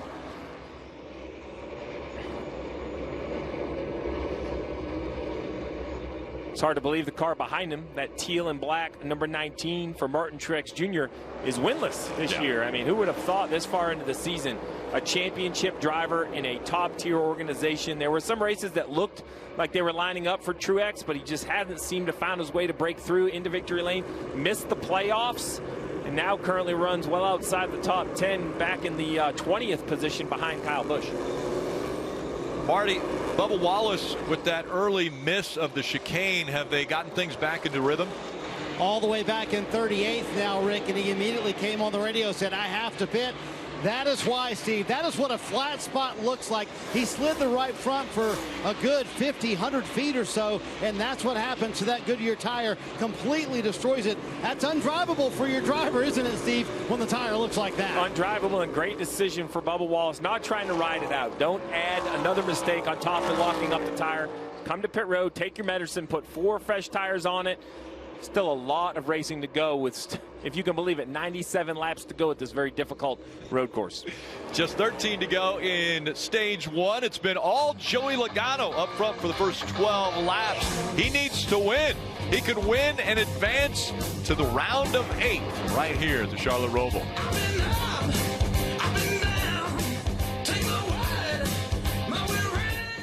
For the first time, NASCAR fans can view every lap of NASCAR Cup Series races from inside the cockpit of any car they choose. Live in-car camera streams for the entire field are available. Visit NASCAR.com/drive or download the NASCAR mobile app. If you wanted to go the fastest around the racetrack, you could have been riding along with Joey Logano. We want to take a look at the Xfinity fastest lap. That was turned by Joey Logano on lap 2. While he's had a quick car since the drop of the green, that 24 has impressed me. William Byron continues to stalk this car, Joe Logano, and he gets a little bit closer. But as he gets closer, it gets a little tougher to be able to draw up there and make the pass. Just a few laps left, 10 laps to go in the stage. Looks like the better car of the two. Where can he pass him? Where's the best place around the racetrack? It's going to be tough for him to really make the pass in the infield unless Joey makes a big mistake. I think once he gets into some of the braking zones, there's some opportunities there to pass into the braking zones of the chicanes on the back stretch and the front stretch. We've seen some passing in this section right here, which doesn't seem like a passing zone, but right there, if he was closer, we've seen drivers kind of dive to the left and try to outbrake them into turn 8. In this situation, it's about a good runoff turn 8 to try to get a draft up behind the 22. But like Dale Jr. said, the best braking zones are the 2 chicanes, which is where they're heading right now. There you go. This is Chase Elliott kind of trying to get to the inside there of Austin Cindric of the 2. And Austin is racing for his life, his playoff advancing life right now, as you see right there at the points. 3 behind Denny Hamlin, and this is as they run. If they finished right here and they collect the stage points for stage 1, stage 2. So you see, as he loses a position, he loses that position for each stage end and the end of the race. That's why it's important for him to try to fight. He fought as hard as he could to stay in front of the 16 car. He fought as hard as he could to stay in front of the 9 car, and he loses those 2 positions and goes from even to Denny Hamlin to behind 6. So he's still in this, and getting these stage points right now will be important. He's got 2 seconds from him to Haley. For these next 9 laps, he's going to have to run perfect laps, Kim. And Dale, crew chief Jeremy Mullins told me this morning they were going to be aggressive in this first stage. We're obviously seeing that from Austin, but Jeremy said you cannot go into this race with one plan. You have to be absolutely flexible. So the number 2 team has 3 or 4 plans in their pocket, depending on what other teams do throughout the day. And Austin told us in Countdown to Green that he wanted to know exactly where he stood in the points throughout this entire race, Marty, so he knew how aggressively he needed to be. Kim, 6 laps, still pit stops for teams who want to put themselves in a better position for stage 2. The Mahindra Tractors on board is with Chase Briscoe, who currently is 18 below the cut line. So Steve had an interesting conversation with his crew chief, Johnny Klossmeyer, a moment ago, and he said, listen, if we're in the top 15, we'll stay out. We will not flip the stage because by his math, there will be several who do flip the stage. So right now, he is outside of getting stage points, but he thinks enough teams would pit that in 14th, he'll stay out, hoping he can indeed get stage points here in 9 laps. Well, my math agrees. I have Reddick, Allmendinger, Elliott makes 3, Haley McDowell make 5, and Custer 6 cars in front of Briscoe. I expect all of them to come to pit road before the end of the stage. That should move Briscoe up to the 8th or 9th position. So I like that strategy for the 14, and I believe he will find some stage points. Steve, that you had explained earlier, a 2-stop strategy and a 3-stop strategy. If you stop before stage 1, you're on a 3-stop strategy minimum. Well, and you showed that Xfinity fastest lap from Joey Logano. That is 2 seconds slower than the leader, or 2 seconds faster than what the leaders are running now. So I just don't know how you plan on only stopping twice. There's going to be a couple times in this race where you're going to have to line up with brand new tires right on your rear bumper. I'm not sure you can defend that. We'll see. Someone may take that gamble, but I expect all of the leaders to stop at least 3 times. We'll see if Chase Briscoe can stay the path and get some stage points. 8 laps to go.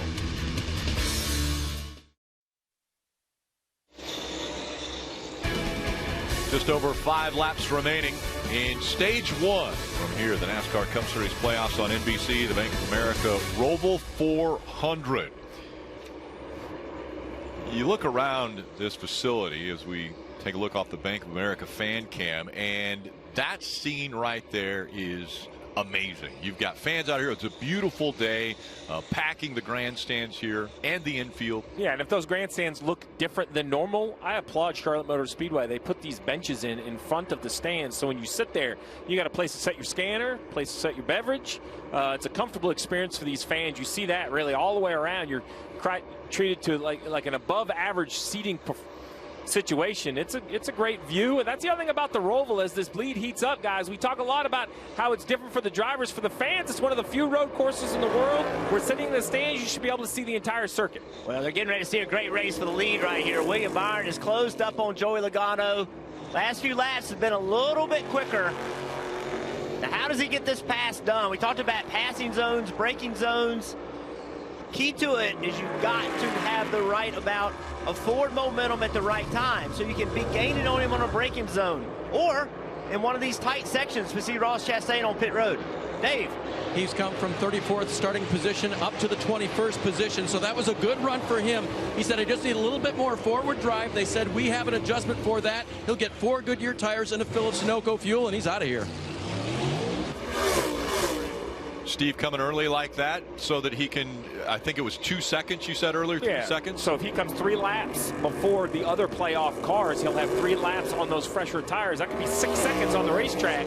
So, you know, he can make 6 seconds off on, say, Denny Hamlin or Chase Briscoe or some of those other playoff drivers who decide to also come to pit road. The question is who's going to come and who isn't. I think for Logano, for Byron, for Suarez, you have to stay on the racetrack. You have so many points available because you're going to finish so high in this stage. But what about Briscoe, Hamlin, Bell, Larson, the guys towards the back half? What do they decide to do? It's decision time, right? Because next time around will be 3 laps to go.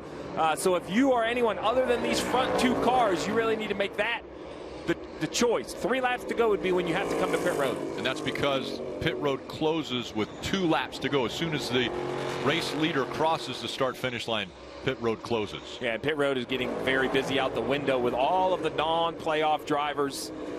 They know the cautions are coming.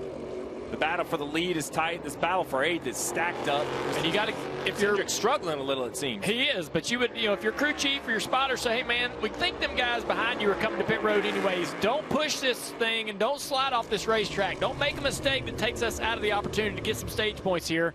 We think a lot of guys around us are going to be coming to pit road. Just finish this out. That's great information that I would absolutely be relaying, right? You don't want Cindric, you don't want to kind of pull over, but at the same time, don't damage your own car. Don't take the points out of our bucket. And we talk about Cindric racing hard in that 2 car to try to finish up in stage points. Well, I'm going to tell you something, guys. One of the fastest race cars on the track is Michael McDowell in that yellow car making a pass on Justin Haley. Cindric's going to have some pressure coming to him. So here's really the decision time. A little surprising that Reddick stays on the racetrack. He probably figures he could come next time around. He's close enough to the leader that he can get to that pit commitment line. There you go. See right there. There's Allmendinger, Chase Elliott. If we stay right here, it's going to look like a caution. Here they all come. McDowell's now going to come. Haley's going to come. Bell, he's a must-win. Makes sense why he's coming. Kevin Harvick. It looks like a caution, but it isn't. If you're a playoff guy, stay on the racetrack. If you're not, come to pit road, Marty. Alan Gustafson told me, man, if we're not going to get a playoff point, we are going to flip the stage. That's what they do right here. Said the car really no better than it was yesterday, especially entering NASCAR Turn 1 here at the Roval, Kim. And Marty, no surprise that the 20 is in. They told us they were not committed to stage points, just too deep in the points. They're looking for a win or a high finish. Christopher said the car doesn't feel bad, just a little bit loose. busy pit road here, Steve. It is a busy pit road, and this is why Chastain, as you mentioned, came a lap early, because he's going to try to leapfrog some of these guys. So now as we pick up the leader, Joey Logano, this is still going to be the race for the stage win.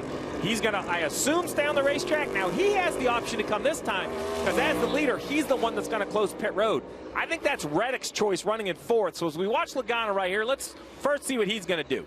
If he misses pit road by choice, which he does, Byron also, Suarez also. The next car in line is going to try to get to pit road before Logano gets to the leader. He does. Reddick on pit road on the bottom of the screen. Great camera work showing why Reddick stayed out that extra lap. Kim. And Reddick already a road course winner this season. You see the number 8 car right there. He said he's just struggling to put power down off turns 8 and 6. So a little air pressure adjustment for him. 4 tires, Sunoco fuel. So it's real simple, Rick. All those cars you saw come to pit road, and it's a slew of them. If your favorite driver is Joey Logano, you're excited because he won stage 1. If your favorite driver is William Byron, you're excited because he's having a good day. All of these cars right here are going to start behind everyone who pitted. So right now, for William Byron, it's can I pass this 21? Can I get an extra point by winning this stage? Can I get an extra playoff point that can carry on to the next rounds? This is going to be a great battle for a lap and a half. And it brings a guy like Denny Hamlin, who before this cycle was in 17th place. He's now in the top 10 to be able to get some stage points, putting him in a much more comfortable position going into the next round of the playoffs. Christopher Bell, Ross Chastain currently still outside of that top 10 and possibility of getting points. We heard the 42 team of Ty Dillon over the wall too soon, and so they will have a penalty. And penalties at the road courses are just even more hurtful, just because it's so hard to work your way back up through the traffic. Gap has stayed about the same between Logano and Byron with 1 lap to go here in stage 1. Logano has led all 24 laps to this point. William Byron has been about 0.6 to 0.7 of a second away, but hasn't been able to close that gap. It's like to me, once William Byron got there, when he tried to take that next step to try to make a pass, he doesn't have the rear grip that he needs. It looks like I see the back of the car, see that right there, moving around a lot, just not enough rear grip to be able to go to the throttle to attack Joey Logano. He's using a lot of racetrack to try to get to that 22 car. I think Joey's been very smart, very clean with his laps, really not sliding the tires that much, not seeing the back of that car move around like you pointed out with William Byron. And it's added a little tire life on the last back end of this run. He's been able to put enough pace together to stay in front of the 24 here. Briscoe and Cindric, they're below the cut line coming in. They need points, stage points. Christopher Bell as well. Bell might not get there. He's still running in the 14th spot, but Briscoe and Cindric are inside the top 10 as Logano coming through 3 and 4 here. The 3 and 4 of the Charlotte Oval has the advantage still of 3 car lengths over William Byron. It closes up as they go through the front stretch chicane, but Logano is going to win stage 1 here at Charlotte. It's his 6th stage win this season, but only his first of the Roval. And as we watch this running order come through, the field is spread a little bit, but look at this: playoffs, playoffs, playoffs, playoffs. Top 8 drivers as they ran on the racetrack, all playoff cars by no surprise. The strategy hand kind of forced the way the points are being awarded. They have a lot to lose or a lot to gain. We'll see if this is the right call for these playoff drivers. And a couple non-playoff drivers in Reddick and Allmendinger look like they are going to round out the top 10, and they're 2 drivers that actually have come to pit road. So the top 8, they stayed out on the racetrack. That means that those top 8, they're going to start way in the back when we come back. It has been a eventful already ride for Chase Briscoe and a few other drivers here at the Roval.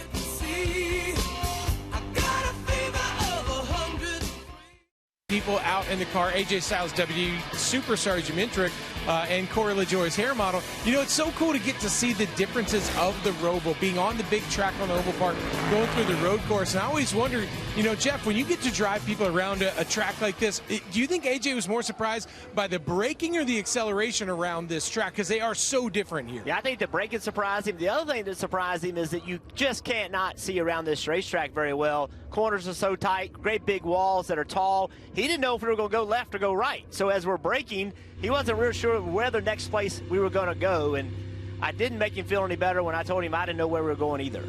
I did not reassure him. Well, make sure you don't miss AJ Styles on WWE Monday Night Raw. And, of course, Corey LaJoie is on the docuseries Race for the Championship, all on USA. Want to check in with the Peacock Pit Box. All right, KP, DJ, you've seen stage number 1. Is Logano's strategy, can it pay off for him to advance? Oh, what a Sunday afternoon ride he had there, but it's getting ready to get a lot more interesting, KP. Yes. We talked about it, and you said it in the pre-race show, that the word of the day was points, and if you go using that in your drinking game, I hope you're drinking water or Coke, because there's a lot that be happening here. For sure. And, you know, I don't know about his strategy. I think the booth has done, Steve, you guys up there have done a great job of laying it out for the fans, laying it out for Dale and I on why they stayed out, why they came down pit road. The Chastain, I have to say, I question that a little bit. Yep. 1 or 2 points. We saw you missed this by 2 or 3 points always at the end. So it's going to be tough, or they're going to come back to haunt them. All right, Steve. So, Chastain, do you question that move? You said at the time a good move coming a little early. Yeah, I like it. I think he gained a few positions, and he should be in a great position to score points in stage 2. Now the question is, do all the playoff cars that sit on the racetrack come to pit road now? I think it'd be a big gamble to stay out on those old tires. And as expected, all 8 playoff drivers will now come to pit road, Kim. And Austin Cindric in that bright yellow Ford top left, he said, I'm getting a lot of steering shake, guys. They said, tell us if it get worse. The call, 4 tires, air pressure adjustment, Sunoco fuel, Dave. 3rd place for Daniel Suarez. 8 important stage points right there. 4 tires and fuel, cars a little free, Marty. 9 critical stage points for William Byron. Bottom left of your screen, 4 fresh Goodyear tires here. Said when he caught the 22, the car was just a little too free, and he felt like he had to protect the rear. Logano said, I got a lot going on. I lost rear drive the further that we went, and that was my biggest problem. Logano holds serve of those who pitted here on pit road, Rick, and maybe a problem back there for Chase Briscoe. We'll check on that. Yeah, Briscoe looked like he was backing up there as he came off pit road.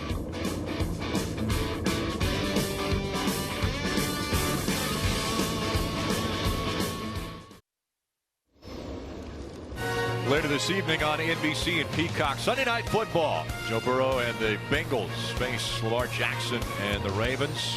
Coverage begins with Football Night in America. It's at 7 p.m. Eastern. Great shot of uptown Charlotte from the Geico aerial here. Just about 15 miles to the south of this racetrack.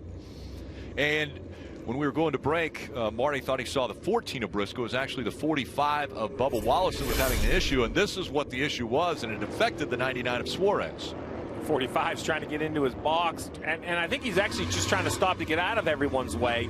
And unfortunately, it cost the 99. I don't think there's a lot of damage on the front of this car, but it was 4 spots on pit road. You know, it's 4 points, right, if those spots aren't able to be captured.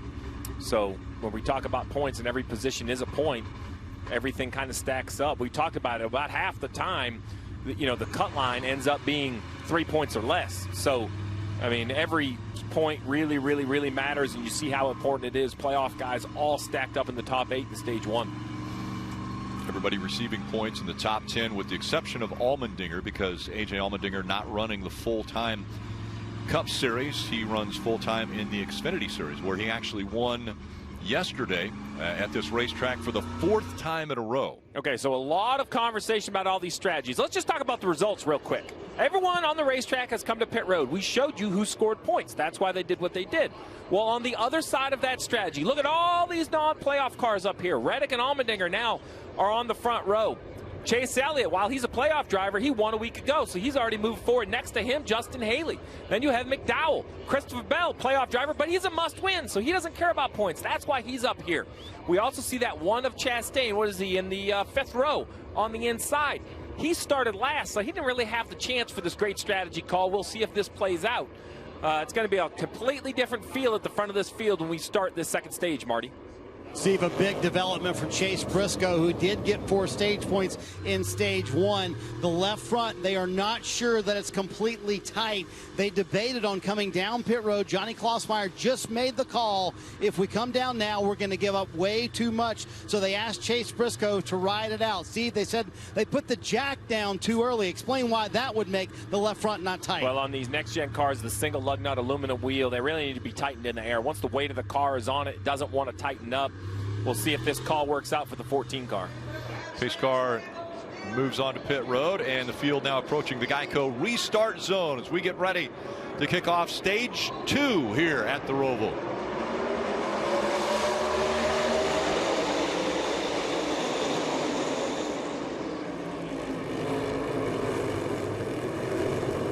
Reddick and Allmendinger battling through 2.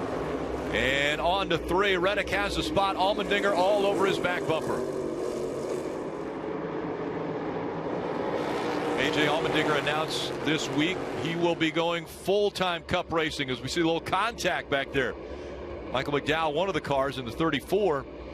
But Allmendinger will run full-time in the Cup Series in 2023 for Colleague Racing. It's a nervous time for all these point guys. You can see how tight the racetrack is, and everybody's bunched up. Really easy to make contact, damage your car. And by this strategy that these guys in the front have chosen, this is the race for the win between Reddick and Allmendinger. You have to push hard. If you feel like you can drive away from that 16 car in second place after a few laps, you got to push hard right now to stay in front of him, not give up that track position. That's a great point, Dale, because these guys, we assume, are going to do the same thing again. These guys are the race for the win, and it couldn't be more important for anybody but that 20 of Christopher Bell in the playoffs. Had such a great first round, and it has not gone right in the second round in a must-win situation. As we show all these playoff drivers, we have a whole nother group of guys. Joey Logano, Briscoe, Suarez, Byron Blaney, they are all way back in traffic. A little bit closer to the front here, though, is Christopher Bell, and running in the 6th position. Chase Elliott ahead of him in the 4th spot. But Christopher Bell coming in, they must be thinking it's a must-win situation. Right now, 27 points below the cutoff line. Christopher Bell has won before on a road course. This is his opportunity to advance into that round of 8. If he wins today, I'd have to call that an upset, because I haven't seen the pace in the car so far. We got a battle right here between AJ and the 16 there on the inside, the 8 car Reddick. Reddick's going to give it to him. Pull in behind here, try to get a little bit of a draft down this straightaway into a braking zone. He's in position to really bring it back to him. AJ's going to block. Stop any kind of option there for this 18 to be offensive into this chicane on the back straightaway. Haley draws in there in the 31. Haley's got some great pace today. You have to imagine he's leaning on that 16, his teammate of A.J. Allmendinger, to find the pace in this car as well. Colleague cars 1 and 3 right now at the front of the field. We'll see what A.J. Allmendinger can do now, and he's no stranger to the front of the field in a Cup race on a road course. He's won at Indianapolis, the Indianapolis road course in a Cup car.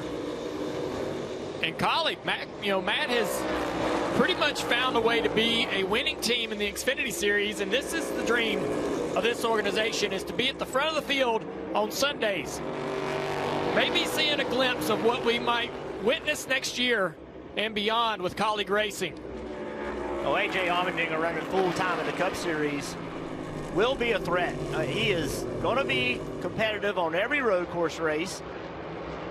Later in his career, he's, I think, better than he was early in his career. I think he's settled, he's more focused, better race car driver than he's been at any point in his career that I see, Marty.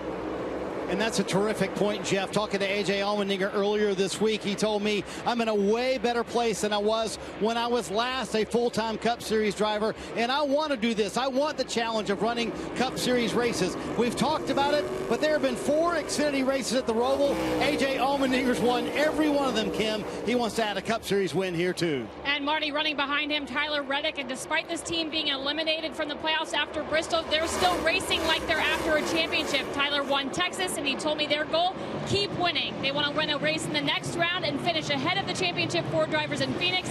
They want to prove, despite being out of the title run, they are still a championship caliber team. Yeah, 3 wins already on the season, Kim, and they've got to feel good about the momentum that they're building with this program. I want to give Randall Burnett, see a battle for position right here. And I want to give Randall Burnett and that whole team kudos. You know, when Tyler Reddick announced that he was leaving, everybody said, oh no, they're not going to run any good anymore the rest of the year. They're done, and they're not. They have fought and have done a great job winning races, contending for wins. They have not let down one bit since that announcement.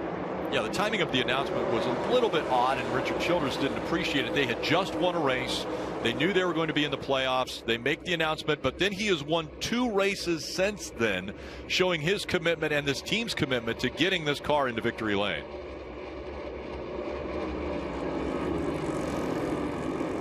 Again, that's Tyler Reddick, about 0.7 of a second behind A.J. Allmendinger right now, running in the 2nd spot.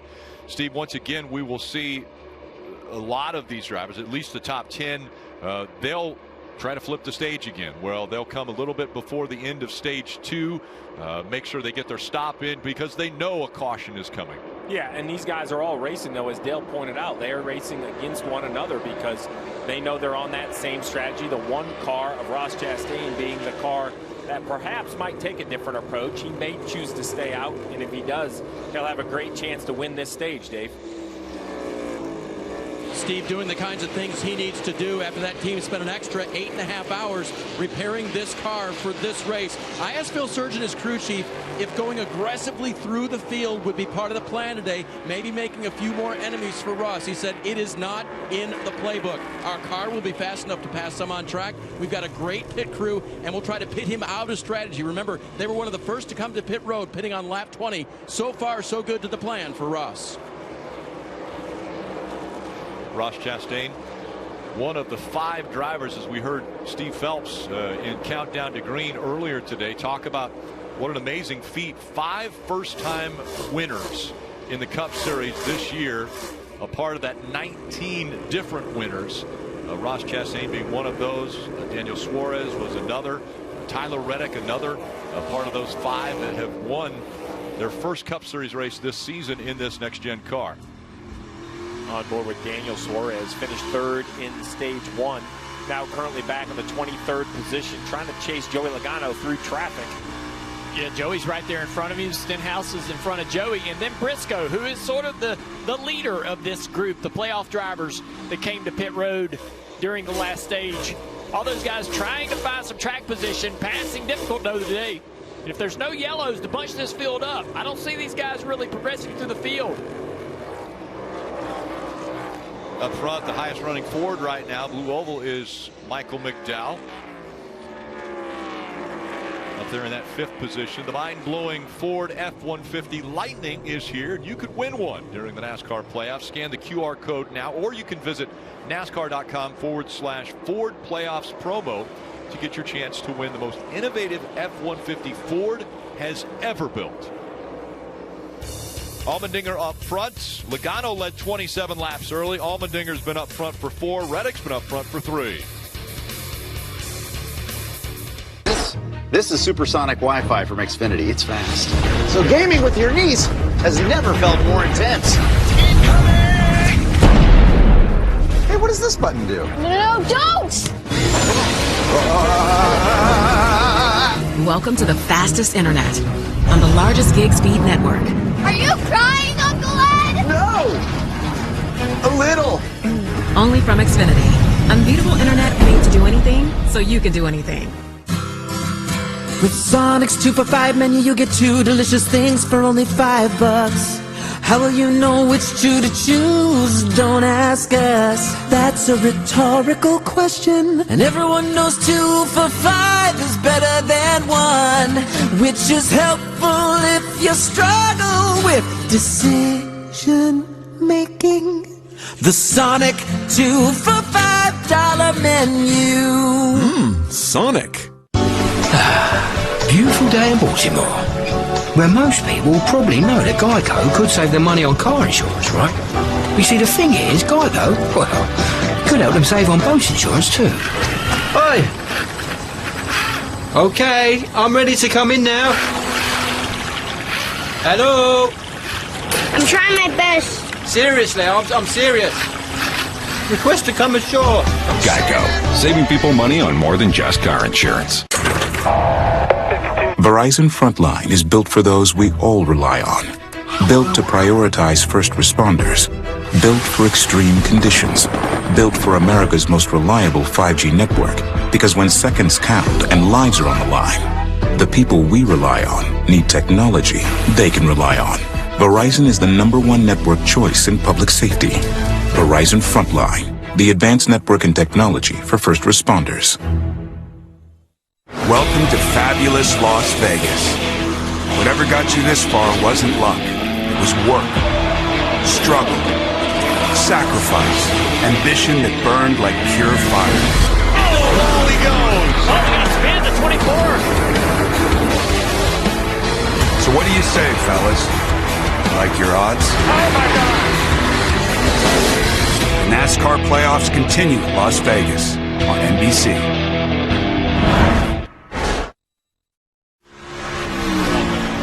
Just 3 laps remaining in Stage 2 of the NASCAR Cup Series playoffs on NBC. Bank of America Roval 400, and a lot of pit stops taking place now, Kim. Including Christopher Bell. You see him there on your screen. He told me he feels like the car has drivability, but it just does not have the pace. A little slip up there, dropping the gun as they ran around the front of the car. 4 tires for Christopher Bell as they fill it up full of Sunoco fuel. Very interested to see which drivers decide to do what. No real surprises yet. All of these cars expected to pit. We saw Denny Hamlin come to pit road. Now the 48, Dave. Noah Gragson to pit road here for the 48, filling in for Alex Bowman. Good run for him so far after he had the drag race with Corey LaJoie. No harm, no foul there. He leaves pit road. So now what we're going to see is we see now Bubba Wallace in the 45 getting service. Behind him, the 7 of Corey LaJoie getting service. I assume the 16 of AJ Allmendinger as the leader, he could pit this next time coming to 2 to go. So the 16, the 8, the 31 will pit. I think the first real decision is the 9. Does the 9 of Chase Elliott stay out to win the stage, or do they pit right here and take the strategy to try to win the race? He'll be the 4th car. He's pitting. He's pitting, so he's going to give up the stage win to try to stay on strategy to actually try to win the race. And with these guys brings everyone, if you can believe it. Kim. And you see Tyler Reddick right there. He said, we cannot be any tighter, but this thing needs more forward drive off, a little air pressure adjustment as he finishes his service. 4 tires, Sunoco fuel, Marty. AJ Allmendinger coming on pit road gives up the lead, but just like a good coordinator, making an adjustment at halftime, Steve. Alan Gustafson giving up that playoff point because he saw it was so hard to come back up through the field. It was not worth it. So they're foregoing what they thought would be a sure playoff point for Chase Elliott to bring him to pit road here and flip this stage. Well, I think they're close enough to win this race, so I like this call for the 9 car. Try to win races. We talk a lot about points, but sometimes you want to try to win some races. Well, and that's 5 playoff points. If you win the race, you're trading 1 possible playoff point for 5 points. And a trophy. Yes. And another race win when you get inducted into the Hall of Fame. And you know, we talk a lot about this, but the goal is winning races, and I love the fact that the 9 is going to stick with that goal. And now you got all these guys on old tires trying to get stage points, some new tires around them. The 8 car on new tires trying to get around this 14. Briscoe's going to try to fight hard.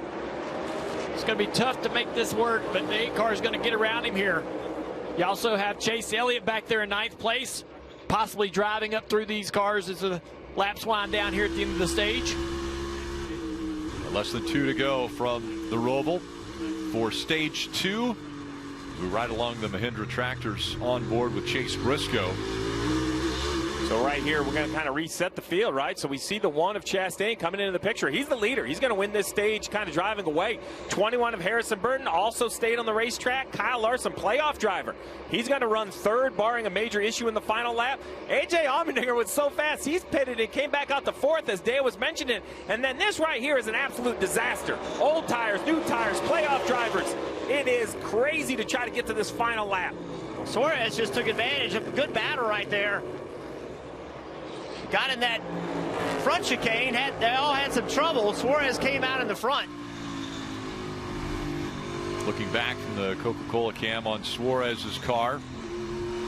And a lot of chaos back there. Everyone fighting for position, even a little bumping and banging. Briscoe on the outside. He's going to fight here, Rick. He wants to keep these positions. Going to have to give that one up. Logano takes it away, but the bumper to the back of the 22 from Briscoe. And now the 9 also right on the back of Brian Blaney. Blaney's going to get around on his 14. Can he get a little bit of a draft here? Close in on the braking zone. I don't think he'll be in position to be able to make a move here in this backstretch chicane. It's a tough chicane to race somebody into. Blaney doing a little defensive move, making sure nobody behind him can make a move. See Cindric aggressive into here. He grabs a couple spots away. Byron in that 24 car trying to get around this 9. His teammate is Chase Elliott. And Ross Chastain grabs the Stage 2 win. It's his first stage win on a road course, even though he's won at COTA and Talladega already this year. Harrison Burton finishing second in the stage. Larson getting points as well. Suarez, Logano, Briscoe, Blaney, all playoff drivers fighting for those points, trying to get as many as they can, every position counting. The Bank of America fan cam showing the fans here. One stage to go on this beautiful afternoon in Charlotte. Chastain winning that stage. Stage 2 complete now, and we have an IndyCar star in the field. Rutledge, how about Connor Daly today? Man, it's been so cool to watch, Rick. He's in that 50-bit now car. And you know what? His goal this weekend was really to just get experience. A lot of us got to see at the Indy 500 this year when he was leading laps, watching all the fans there stand up at Indianapolis Motor Speedway on their feet for him. But today it's all been about learning. He only got about 10 minutes in the car yesterday before the steering went out and he hit the wall. Bounced back from that, though. Obviously, he's trying to learn a lot, take as much as he can. He's got a huge interest in being a part of anything motorsports related. And his friend Alexander Rossi is here this weekend supporting him. Really cool to see an open wheel guy over here giving it a shot at the Roval, Rick. And you see friends and family. Connor said that there were going to be a lot of friends and family. Obviously, Alexander Rossi, a friend of Connor Daly, here cheering him on. And want to go down to the Peacock pit box where KP and DJ are once again. All right, guys. Is there a possibility that you can talk us through today's Northern Tool and Equipment race recap? Would that be all right? There's a possibility, but the only word I have for it is wow. Yeah. You go, Dale. You go. Yeah. It's been an interesting afternoon, to say the very least. In the start, the fastest guy here was Joey Logano. He took off and got himself out front, but it already started early. As you can see, here's Austin Dillon missing the chicane coming, had to come to a full stop, which he did not, and later had to make a trip down pit road to serve that penalty. And we see Bubba as he turns into the corner, it just steps out on him, and then he locks it up. A little bit later, he has to pit. That's the tire. That's what happens when you lock a tire up on this. Yeah, Joey Logano then went on to lead every lap in stage 1, get those valuable 10 points that he was looking for there, plus a playoff point.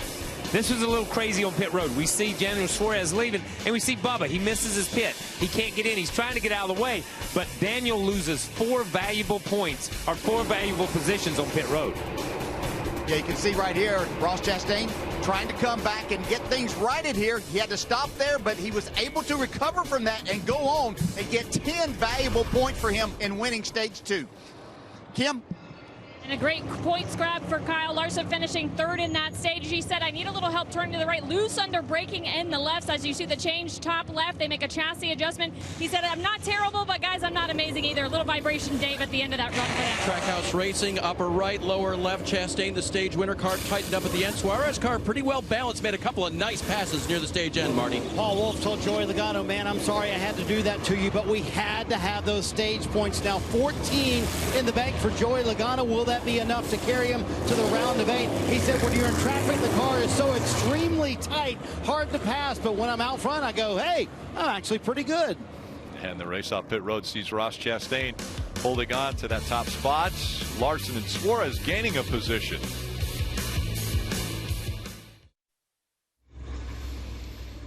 Make sure to download the official app of NASCAR. You can follow the action with free live scoring. There's in-car cameras as well as radio broadcast. Just search NASCAR in your app store, and you can download and start a free trial today. Well, from boating to off-roading and more, going fast doesn't stop at the track. So make sure to fuel your summer with a cooler full of ice-cold Mountain Dew. Mountain Dew. Get out and do. That's what the fans are doing here today. Enjoying this, the final race of the round of 12. We look at the points through 2 stages. These are just the stage points that people have been able to earn. Logano 14, Larson 13. So important for these playoff drivers, but does this jeopardize the possibility of a win, Steve? Well, it's definitely going to hurt their opportunity to win, because to win these stage points, they're going to lose some track position. But I think this is exactly what everybody needed to do who were in the playoffs, because, you know, kind of you've earned these points. They can't be taken back away. Wherever Joey Logano finishes, he has earned 14 points. That's 14 positions in the finish of the race. Every position is a point. He knows he has 14 from the stages. We've seen the last stage of this race be absolute chaos. There's 56 laps to go. So while the first 2 stages looked relatively calm and straightforward, I expect these next 56 to be anything but. 1 stage to go. Let's get a few updates from pit road. We'll start with Kim. Interesting strategy call for the 2 of Austin Cindric. They ended up finishing 12th, grabbing no stage points, and crew chief Jeremy Bullins came on the radio, apologized, said, I should have done something differently. We should have short pitted, but that's not the biggest problem for this team. Take a listen. It's taken us 33 races of the year, but my rear view camera's finally failing. Copy that.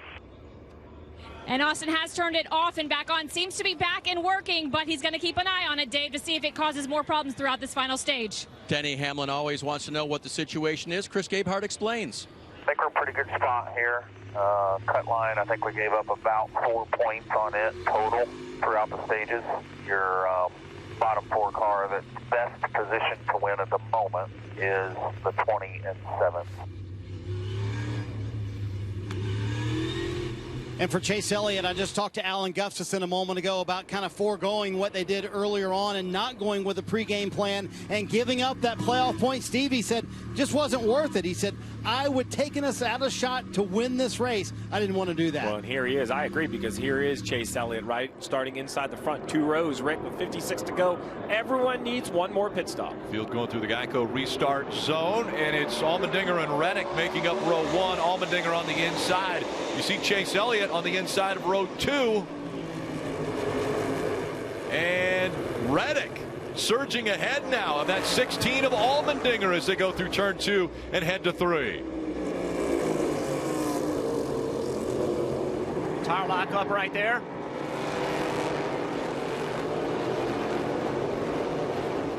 McDowell on the inside right now of the 4 of Harvick. Now he's dropped back to the 41 of Cole Custer.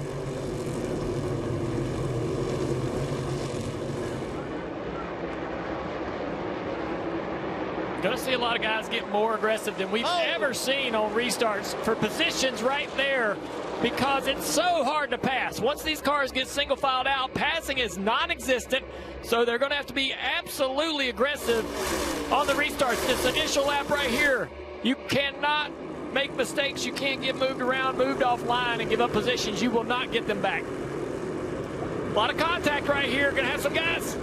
Yeah, 3 and 4 wide trying to go through the Trilogy chicane, and it doesn't pay off for some. Corey LaJoie, we saw tire smoke there. They haven't settled it yet.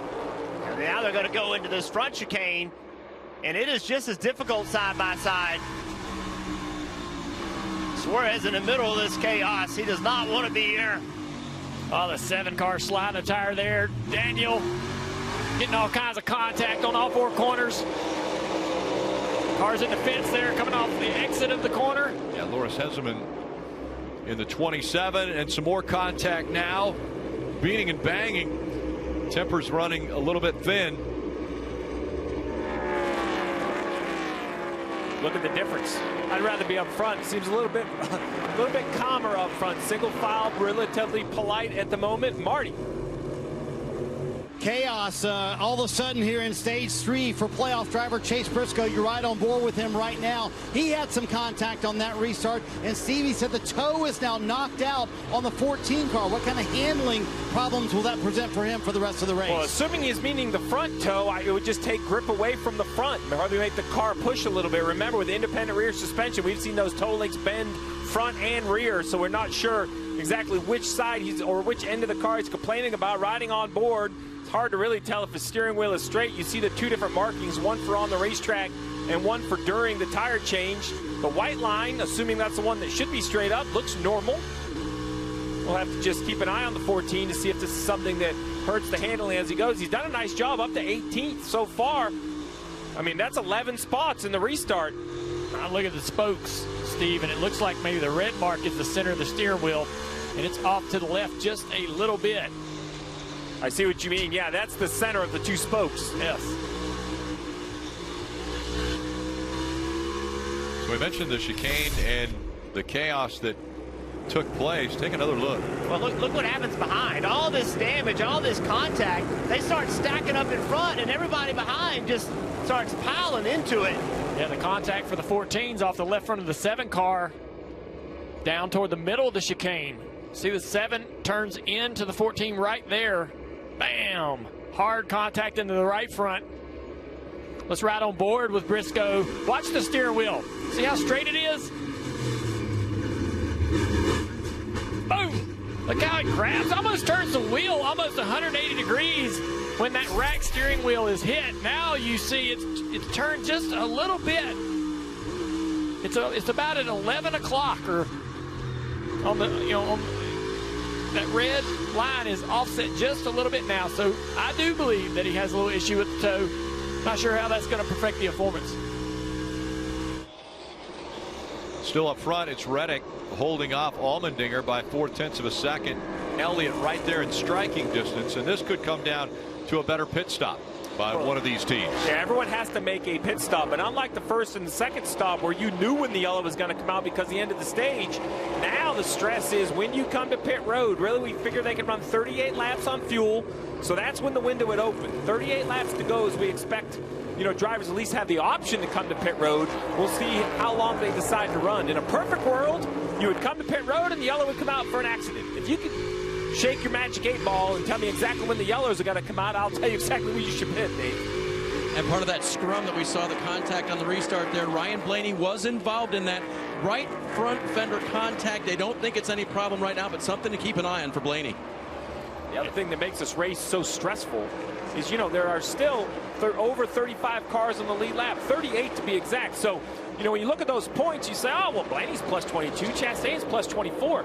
If you have a flat tire or an issue and you're running very well, you could lose 24 spots on the last lap of this race.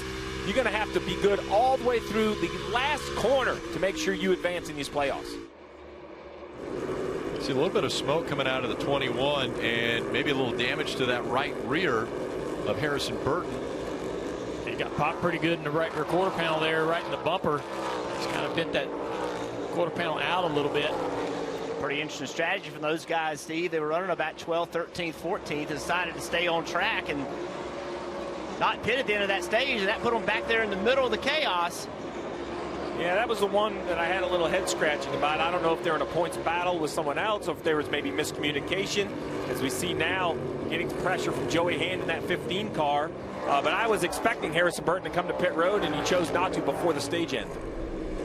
I think the one thing that bothers me or worries me, I guess, is for these drivers who stayed out for the stage points is, we talked about how we have an average of 10 missed chicanes at this race. We're not having that today. We're not having the general mistakes that we typically see at this racetrack. These guys have a lot more grip, a lot more control. This is a road racing race car that seems to perform much better on the road racing tracks, drives better. They're way more under control with these cars, so we don't see the crashing, the full course cautions that we tend to have. I don't know how these guys will be able to get that track position back. They're not going to be able to, if we don't have yellows, you can't close up the field to give them a chance to throw a different strategy at or be aggressive on restarts. Steve's pit window opens up in about 11 laps. So Tyler Reddick out front. The NASCAR Cup Series playoffs on NBC. The Bank of America Roval 400 continues.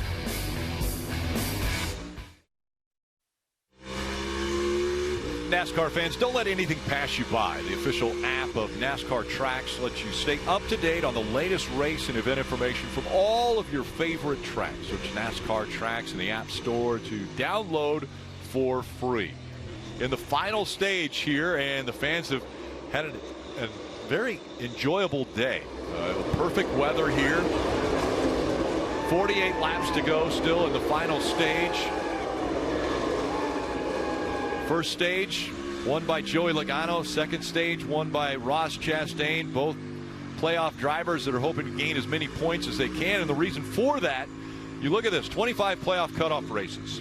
And since 2014, 12 times the final spot has been decided by 3 points or less. And right now, as they're running, it's 12 points that are separating the two that are on either side of the cut line. That's Daniel Suarez and Chase Briscoe. And now that the two stages are done and they're running to the finish, Steve, we could break this down even more and clearer for these fans and drivers to know exactly what these guys have to do. Well, what you see right now is very clear, right? How many points you are behind or ahead, and that's a position on the racetrack. So Suarez has a 12-point gap over Briscoe. Suarez running 24th, Briscoe running 18th. So you know, if you want to see that 12 points, if you're a Chase Briscoe fan, you need Suarez to lose a few spots, and you need Briscoe to gain a few spots and find that 12 points somewhere on the racetrack, Kim.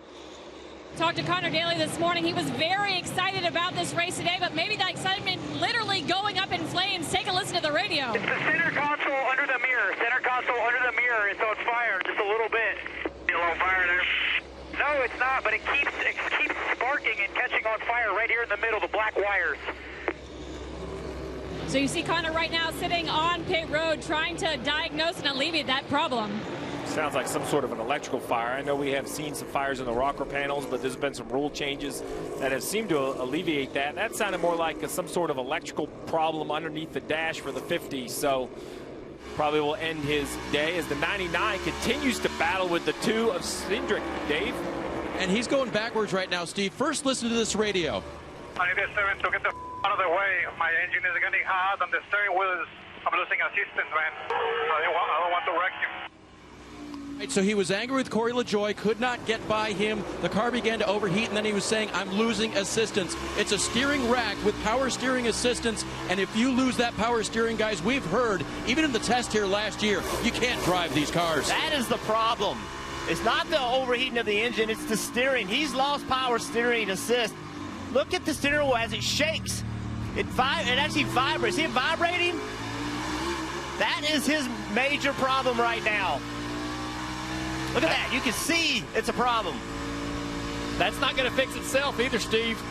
No, that is not going to fix itself. And those points I was talking about for Chase Briscoe has gone from 12 to 7 because Suarez is losing spots down to 29th. We mentioned how many cars were in the lead lap.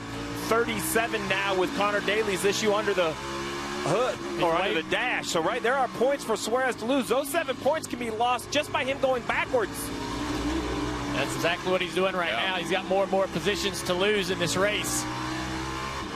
And as those cars go by him, the number continues to go down. Now only 5 points in front of Briscoe. His last lap on the racetrack, guys, about almost 6 seconds off the pace of the lead cars. He came in third, came in plus 12. He's earned the third most points today, but this is going to be very, very difficult, if not impossible. Look at him. He's doing all he can, but he is falling to the field.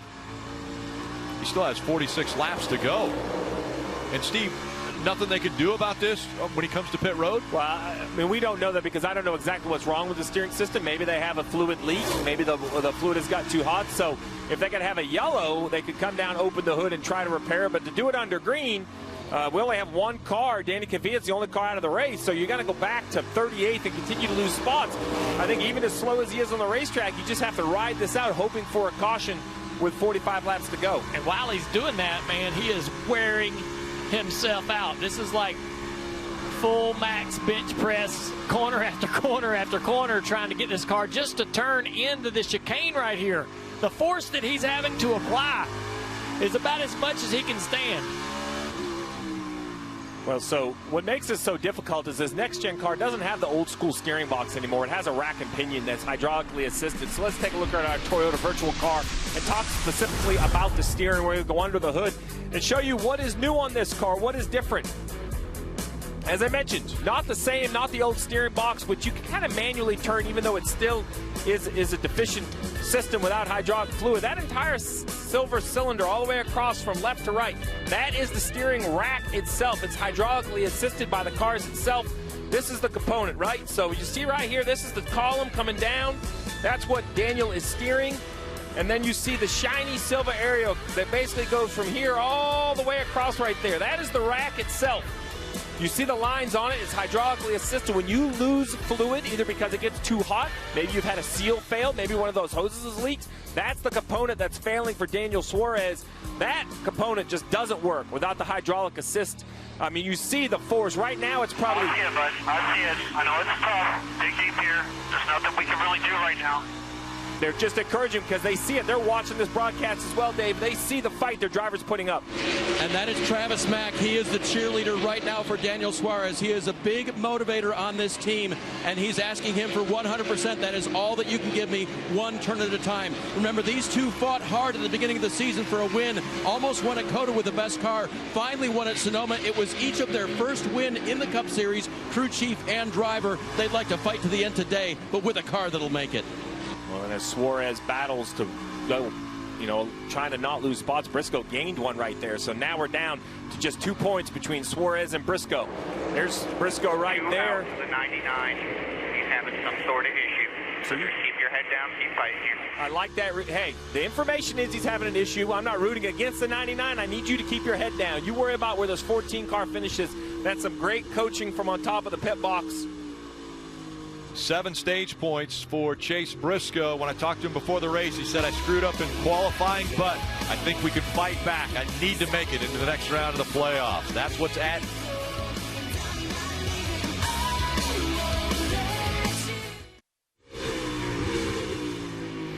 Elevate your performance in the totally reimagined 2023 Toyota Sequoia. It's ready to take on any adventure from the campground to the racetrack. Visit NASCAR.com/Toyota Playoffs to enter for your chance to win one.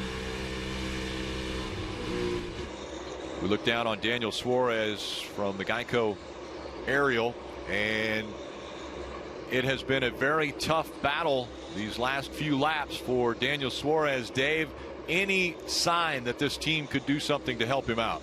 It's not like the activity when there's a flat tire and everyone goes to the wall with the new set of tires. Engineers are working on if there can be a plan, because Daniel's radio to them is pretty desperate. We're still in right now. We're still a few points to the good. I don't know a thing, man, at all.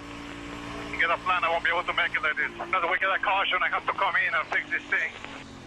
It's got to be fixed. You see now Suarez has fallen one below the cut line, so they are currently out of the playoffs. You see how hard he's working on the steering wheel, and you guys know how hard these drivers all work to stay in shape, to stay strong, but man, even the human body in this car can't handle it without steering assist. Yeah, just having to change his hand position is just a tug on that steering wheel to get the car to turn left, to turn right. Daniel does work very hard, takes a lot of pride in his conditioning, and it's going to take every bit of it. It's still 40 laps to go. Suarez running 36th right now. Chase Briscoe running 17th. That separates them by 1 point. Right now, Chase Briscoe in, Daniel Suarez out. Marty, does Chase Briscoe know what's going on with the 99? It's crazy, Rick, how dynamic these points can change in the Cup Series playoffs. Yes, he does know. We played that radio just a moment ago. But earlier, Steve, Chase Briscoe asked Johnny Klossmeyer, where are the points? And he wouldn't give him an update. He told me my reasoning was because it was too far to go in the race. We were way behind at that point, really didn't have a hope. And as soon as the 99 had a problem, he gave his driver an update. A little motivation and a little strategy in his mind for Johnny Klossmeyer, the crew chief, to his driver, Chase Briscoe. Well, let's talk about the flip side. So if you're a Briscoe fan, you're liking the fact that Suarez is having this issue. But if you're a Suarez fan, don't give up hope now. He's fallen all the way to 36, means there's only a point or two he could lose at this point, where Briscoe is running 17th. So if Briscoe doesn't hold up his end, right, if he has an issue, if they have a mistake, then instantly Suarez will be right back into that. Same thing if you're an Austin Cindric fan, right? He is currently 7 points behind the 14 in 23rd. So this battle very quickly is going to be between the 2 and the 14 if the 99 is going to be unable to fix their car. And you see on the bottom left, race strategy, the final pit window is open. It's open around lap 71. Why would you come right now even though you don't need fuel? Put those fresh tires on, try to make them work, and hope to get a yellow. Kim? And Christopher Bell and this team knew they didn't have the pace to win, so they wanted to be the first to pit last and get that track position. Christopher saying he was losing this run. He wanted a little bit more grip as you see him finishing up this stop. First to pit last, very easy to explain, Rick. The 20 has now serviced their car. If the caution comes out, the entire field will have to come to pit road still. The 20 will then instantly be the leader. So now if you're Tyler Reddick, you know you want to come a little bit early, but I don't think you're concerned about just one car. He's probably looking at, or at least Randall Burnett on top of the pit box, same for A.J. Allmendinger. They're going to watch how many cars pit. The leaders probably have a number, 4, 5, 6. Once they get too many cars that have come to pit road, then they're going to want to come themselves, although the 16 is not making it easy on the 8, putting the pressure on them. And we continue to say the 99 needs a caution. Well, there have only been 2 cautions. They have both been for the stage breaks.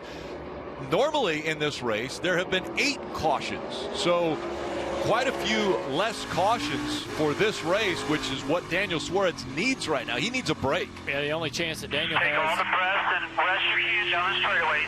We got to keep running, bud. We're going to be right at it. There's not much straightaway, unfortunately, for Daniel to take a break. His only option is to be the caution.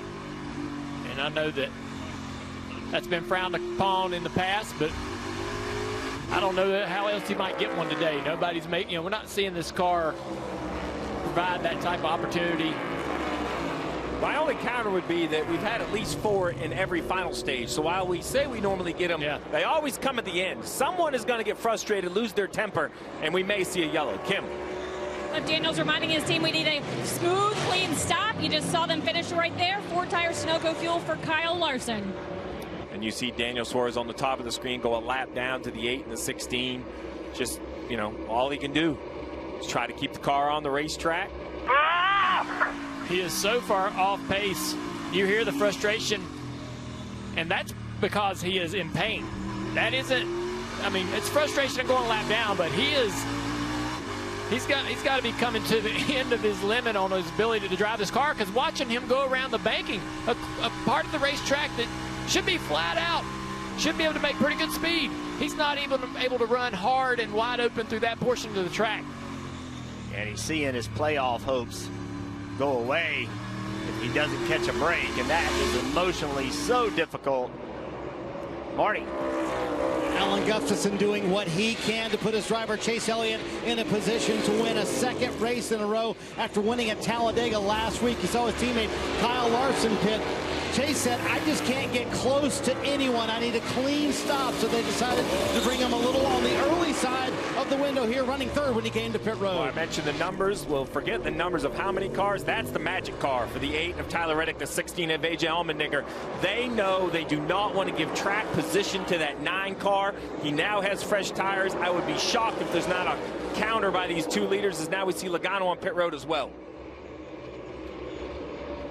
Logano saying, I am free off of every corner, especially in the infield, really struggling through there. Paul Wolfe made the call at the end of stage 2 to get those extra 4 stage points. Right now, Logano plus 16 above the cut line. Is it enough? We'll see what happens for the final 37 laps. So on the top, you see the leaders. I expect to see pit stops right here. I'd be shocked if they continue to run and allow Chase Elliott to have fresh tires. Nope, there's going to be a decision, but a split decision. Reddick pits. The 16 stays out. So as we watch Reddick come to pit road, keep in mind, look up in this area right here. We have the 9 on the racetrack. Kim? And Reddick puts it in second gear, stops in front of his pit box. No complaints this run from Tyler, looking to steal another win from these playoff drivers after winning in Texas. 4 tires and fuel for the number 8. 8 is very early on pit road, so we're going to see the jack drop. Now it's a slow left side, waiting on fuel or waiting on a tire. Looks like fuel. Now the 9's on the front stretch chicane. Now the 8 has a shorter distance because he's going to be able to take a hard left at the end of pit road. We see the 9 cross the start-finish line. He's going to go down into turn 1. Yeah, way past the the 8. turn. And there you go. It's not the race lead at the moment, but it could be the race lead if pit stops cycle around. A big pit stop by the 9 is going to cycle Tyler Reddick behind Chase Elliott. And now we have Briscoe on pit road, Marty. Now you think about the scrappiness of the 14 team here in the round of 12 at Texas. They were terrible all race, made a ton of adjustments to the car. Last week at Talladega, top 10, and here they might advance to the round of 8. Nice run for them. William Byron leaving pit road as well. He's saying his car just a little bit too free as well. Every car that's still on the racetrack holding their breath. They do not want a caution. Everybody who has pitted would have a huge advantage. Will this be the lap A.J. Allmendinger decides to come to pit road? The more he runs, the more I think he's taking risk of giving this race away. Shocked the 16 is not pitting. I think this is a major mistake. I know we haven't seen a lot of yellows, but a yellow right now would put him behind every car. All right, there we go. Come this time. So maybe they want to be a little more comfortable with their fuel window. Now it's about clean on and off pit road, and can he find a way to leapfrog that 9 of Chase Elliott? You have to imagine, Steve, after yesterday's race, seeing those green-white checkers, multiple green-white checkers for this very team to win that Xfinity race, they want to be on the safe side fuel-wise. Yeah, I bet you're right. As we see on the left side, all of the cars come to pit road. You see it in the pylon, and almost 7 seconds difference between the pit stops. Chase Elliott, basically an 11-second pit stop. Tyler Reddick had almost an 18-second pit stop. That was the big difference, Dave. Here comes Denny Hamlin. He'll get 4 fresh Goodyear tires and then wait for a signal to go on fuel. Does not need a full fill. As for Ryan Blaney, no balance changes from the last time. The 12 car, he said you can go the same direction on the air pressure change you made last time. That'd be fine for me. So the 12, Blaney also on pit road. He's coming off. Blaney looking for every point he can get, every position, so that he can advance. There's race leader A.J. Allmendinger. Does he come this time? He was told to. All right, pitch this time. Second gear, 1 red, flashing 2. At the line now. One of the good things about this, there's only one other car on pit road, so not congested for A.J. Allmendinger. Marty. So far, A.J. Allmendinger has led a race-high 23 laps. Could he become the 20th Cup winner in 2022? A.J. saying the car was really rolling over on the left rear. That was his biggest complaint. Matt Swiderski making the call to keep him out long, Steve. Now let's watch the blend. Yeah, well, the 9 on the racetrack, but the 16 almost at the end of pit road. This is going to be, I think, a little bit closer than it was for the 8 car. We're going to see the left sides go on to 16, the 9's into turn 1. It's just a simple number of laps. New tires for the 9 of Chase Elliott, a huge advantage. I just am frustrated by this call for the 8 and the 16. They have handed Mr. Road Course Racer Chase Elliott control of the Roval with 34 laps to go. And the 16 of Allmendinger also came out behind the 8 of Tyler Reddick. McDowell out front here at the Roval. Verizon Frontline is built for those we all rely on. Built to prioritize first responders. Built for extreme conditions. Built for America's most reliable 5G network. Because when seconds count and lives are on the line, the people we rely on need technology they can rely on. Verizon is the #1 network choice in public safety. Verizon Frontline, the advanced network and technology for first responders. You spend the day watching your kids' big game. At least one of you is having fun. And Chop House Aioli is calling your name. You want crispy onion strings and a brioche bun. Everything's better with melted cheese. Kevin's dad doesn't understand boundaries. The Sonic Chop House cheeseburger. Sonic. If you're loud, be louder. If you stand out, stand strong. And if you got the devil on your shoulder, take him for a ride.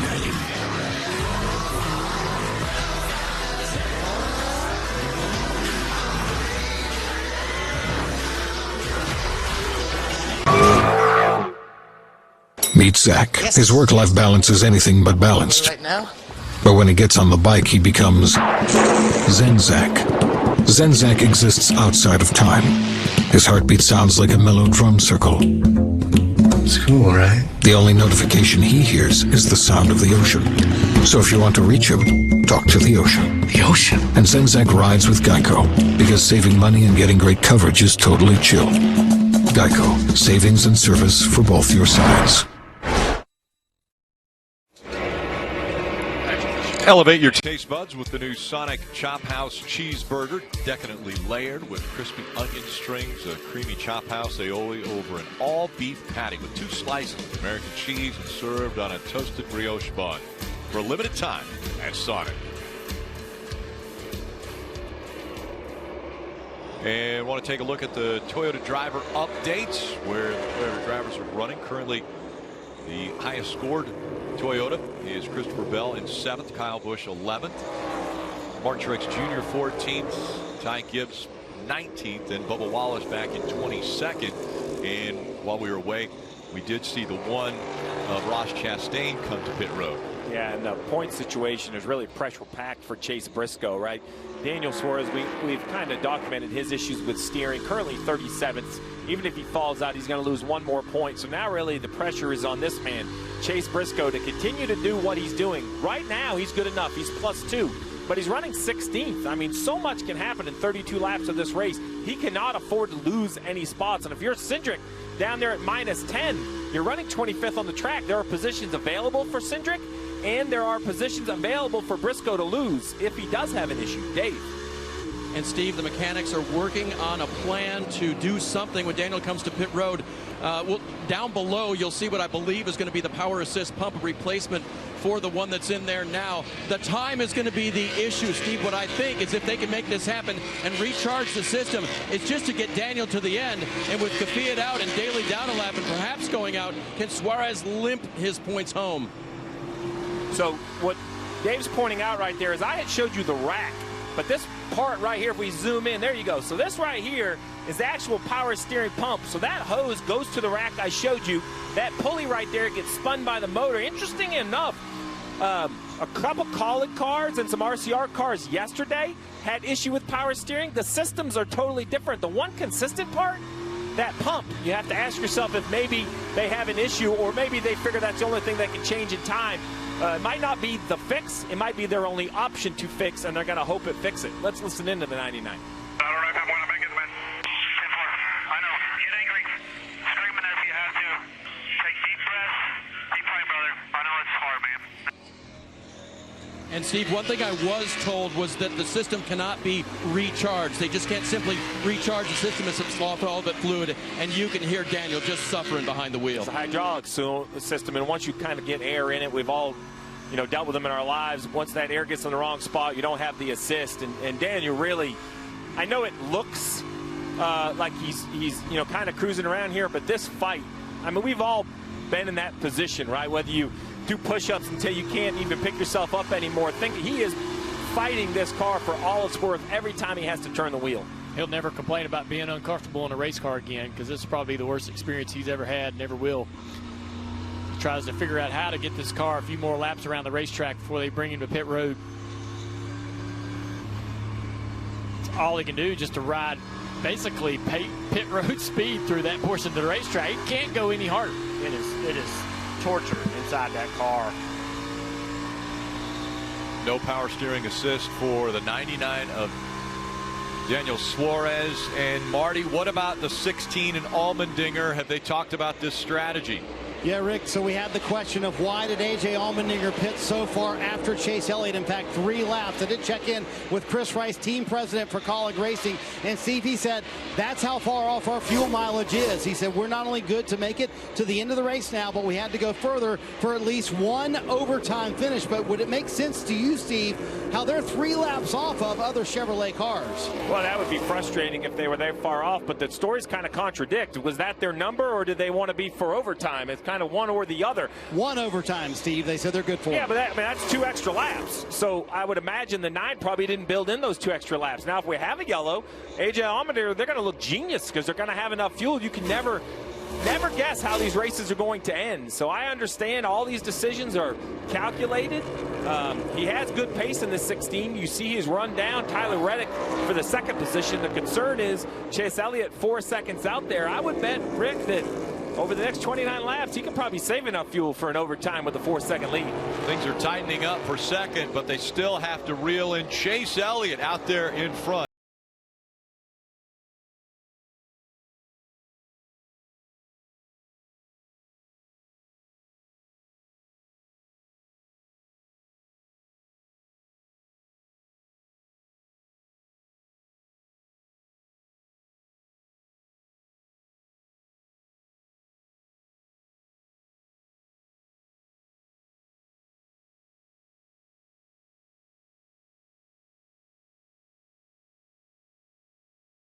In the neighborhood.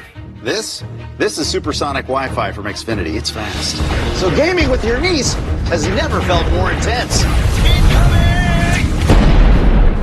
Hey, what does this button do? No, don't! Welcome to the fastest internet on the largest gig speed network. Are you crying, Uncle Ed? No! A little. Only from Xfinity. Unbeatable internet made to do anything, so you can do anything. Janice.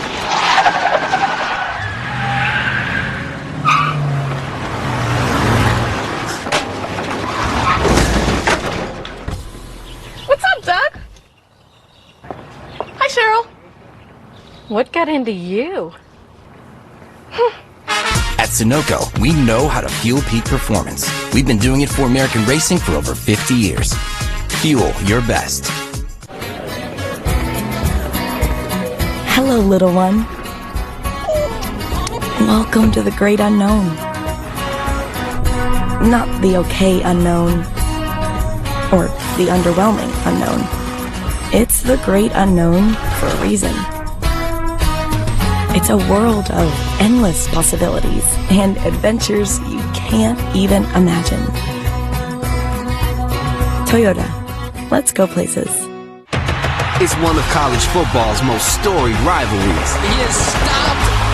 Stanford Caught for a touchdown. Notre Dame. Touchdown Notre Dame. Old foes collide in prime time on NBC and Peacock. Begins in Los Angeles in 1981 in the body of a woman. Are you surprised? Do not look at me. You're a bounty hunter. That's your partner, Jake. Ziggy says you're here to save her life. Come on. Is there anyone that might want to hurt you? We gotta jump. This is gonna be a hell of a ride. She dies. Get down! You're stranded here.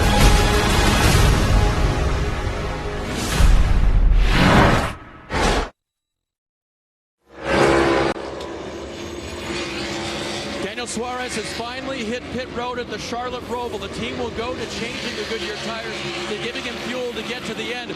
Will they go into the hood? Yes, they will. They need to get men back over the wall so they don't have too many over the wall. Now the hood pins will come out. The hood will be raised. You see the hydraulic fluid there ready to go. They'll try to change that pump so that you can have some sort of steering assist and try to lift this car back to the end. But right now losing valuable time on track. Steve, what do you think? Is there a chance they get this done? Well, you see the challenge right here. You can't see anything, right? You see the air intake into the motor. You see the air vent. So they are adding the fluid. They're trying to take a look underneath there. You know, our virtual car makes it look simple because I virtually remove all the parts that are going to be in the way. Under this hood, extremely hot. A lot of parts and pieces in the way.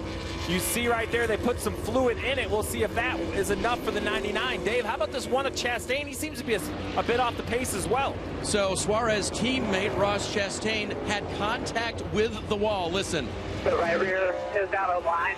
I can't go wide open on the straightaways or in the banking. I think we got to keep running here, even if we can't go hold pace. So the 99 car, difficult to drive. Will it be fixed? The one car, now tough to drive after he hit the wall, and it's out of alignment. Tough day for Trackhouse Racing. They're so fast on this track. You can see on that shot as he was cresting that hill, that right rear shaking, vibrating violently on that car. You have to wonder what's bent, what's broken, what will fail even more. As you said, Steve's got to stay away from curbs and such like that. You see how much movement there is in the back of that car, shaking the wheel.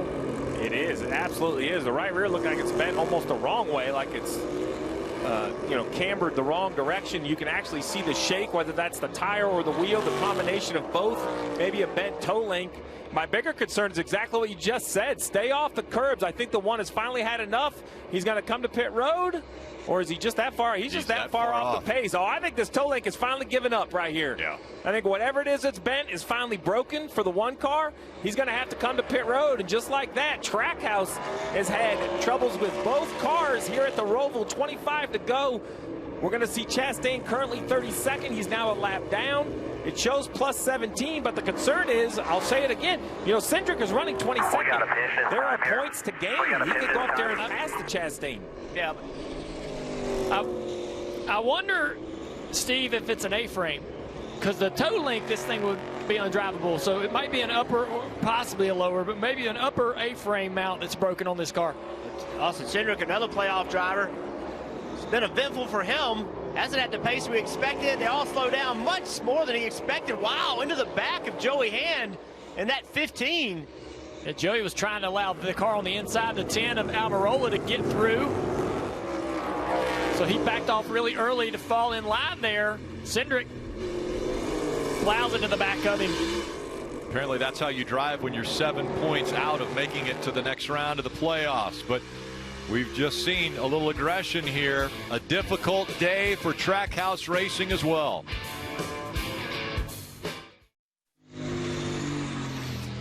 Just 23 laps to go. The NASCAR Cup Series playoffs from Charlotte. Bank of America Roval 400, and things definitely getting intense. The fans loving what they're seeing, but so many teams now looking at the points very closely, including Chase Briscoe, Daniel Suarez, and Austin Cindric, because the one we just saw, the one of Chastain, go into the garage. Dave. And Rick, the problem after he hit the wall became so bad, we saw the car shaking on track, he needed to come to pit road. When they came to pit road, they were unable to fix it there. With more people around the car and better resources, tools and equipment-wise in the garage, he backed all the way down into the garage and into his garage stall so the team could go to work here. It's the right rear suspension change. We'll see what they can do with the time left. Hard to know, Kim, if he's going to have enough points cushion to still make it through the next round of the playoffs. Well, about 15 laps ago, Austin Cindric's team told him when he was running 25th, you need at least 10 spots, maybe more. Well, since then, he's moved up to the 21st position. They have kept him up to date. They have said you are 4 points behind the 99, and you are 7 points behind the 14. We need you to grab more spots. Marty, Austin Cindric looking to become the first rookie in the playoff history to advance to the round of 8, but he's got to hustle. Meanwhile, Chase Briscoe, Austin Cindric's good friend, sits in 15th and on the right side of the cut line. They have told him about the problems with obviously the 99 and the 1 as well. Johnny Klausmeyer told him a moment ago, we cannot lose any spots. Stay where you are. Right now, a 3-point cushion. That's it for Chase Briscoe.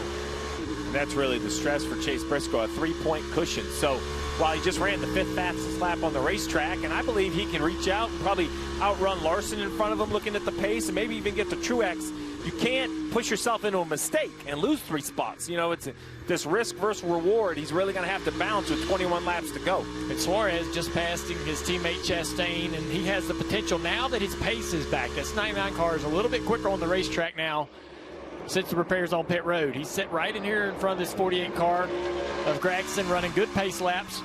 So will this fluid stay in there? Will he be able to maintain power steering throughout the rest of the race? Who will fall out? What cars might slip through the cracks here late in the race and allow him to gain those positions he needs?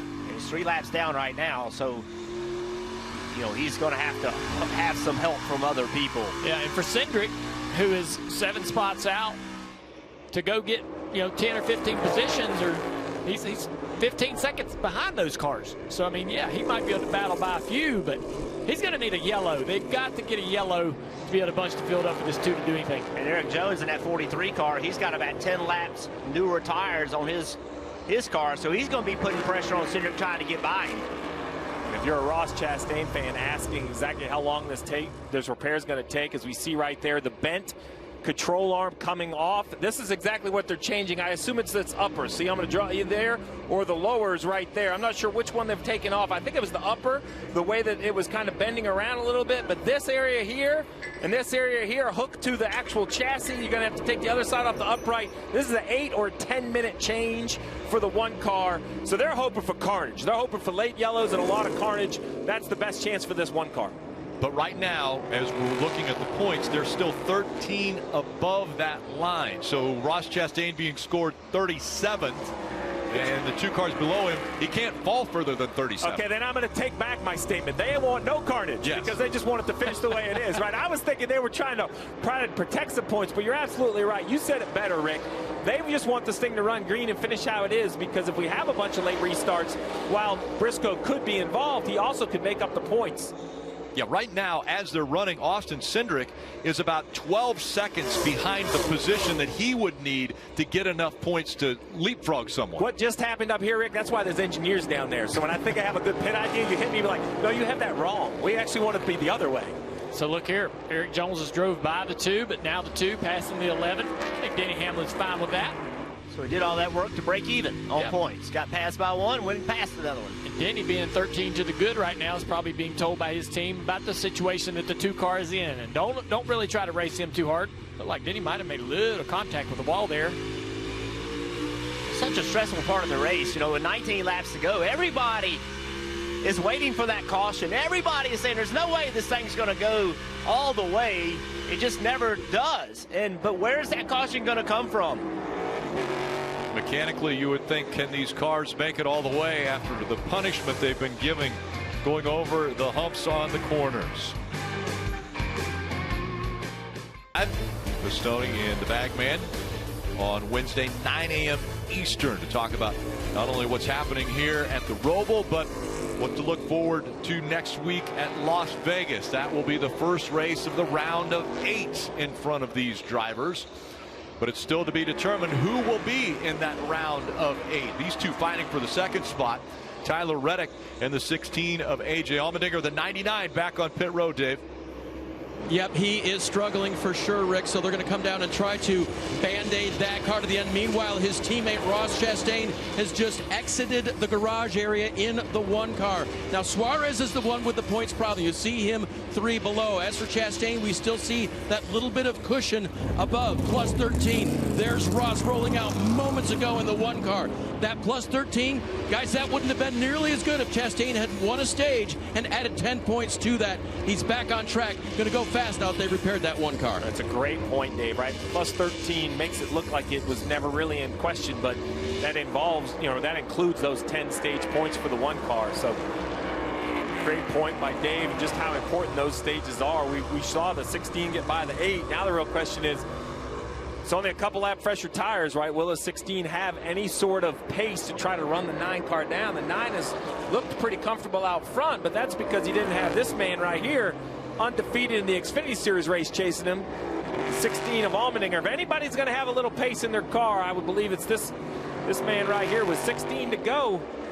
I mean, he's in striking distance. I know 5 seconds seems like a big gap, but with 17 corners, it's easy to gain or lose 5 seconds. And we haven't spoke much about it, but Harvick's drove up to 4th place, 15 seconds behind the leader, but still good run for this 4 car. Justin Haley's still in the battle here in the top 5.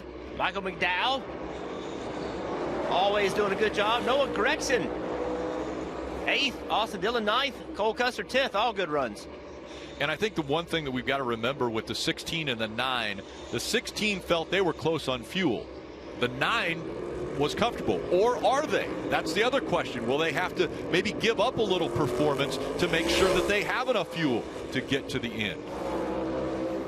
I think we had 1 car on the back straightaway miss the back straightaway chicane. I believe it was the 8 of Tyler Reddick. Let's see what he does when he comes around the front straightaway.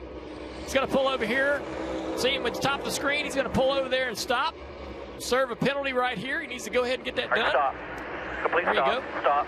Stop. Go. Took his little time there getting to a complete stop, but able to serve that penalty now. Pull away. He's in 3rd place. A little over 5 seconds behind the leader when that happened. Now you look at it, over 12 seconds back. So tough situation for the 8. Losing a little pace, trying to push the car a little bit. Losing some time to AJ, probably asking a little bit too much of the car in the braking zone on the back straightaway. All right, guys, let's go through the field, and we'll take a look at the top 5. And Marty, we'll start with you and Chase Elliott. Boy, Rick, in a year where it's been so hard to build momentum, Chase Elliott trying to become just the second driver in 2022 to win back-to-back races. Kevin Harvick did it earlier this year. And I'll go back to the call Alan Gustafson made at the end of stage 2, giving up that one playoff point for this possibility. He could get 5 playoff points if he keeps the lead for 15 more laps. A.J. Allmendinger does have 3-lap fresher tires than Chase Elliott, but he has 4.8 seconds, 4.5 seconds now to gain over the 9. He is faster than the 9 car right now. Does he have enough time? That's the biggest question, Kim. And currently positioned in the 3rd position, Tyler Reddick. You just saw that mistake. He had to come to a complete stop. His team reminding him of his teammate's mistake earlier and the fact that Austin Dillon had to do a pass-through penalty. They said, Tyler, absolutely a complete stop. Get those wheels stopped. We don't want to serve a pass-through, Dave. Kevin Harvick running in 4th. What a day for them. Booted from the playoffs way too early for the former champion. Now trying to make something of the 2022 season. Remember, crew chief Rodney Childers not here, operating without him, but Harvick keeping the car up front all day long, Kim. And a great day for Justin Haley in the 31 car, currently riding in the 5th position, taking notes from teammate A.J. Allmendinger. Right now, they currently just need a little bit more lateral grip. They told me they thought they had a top 10 car. Right now, looking like they might end up with a top 5. Out in front, 14 to go for Chase Elliott. Could it be number 8 as far as road course wins?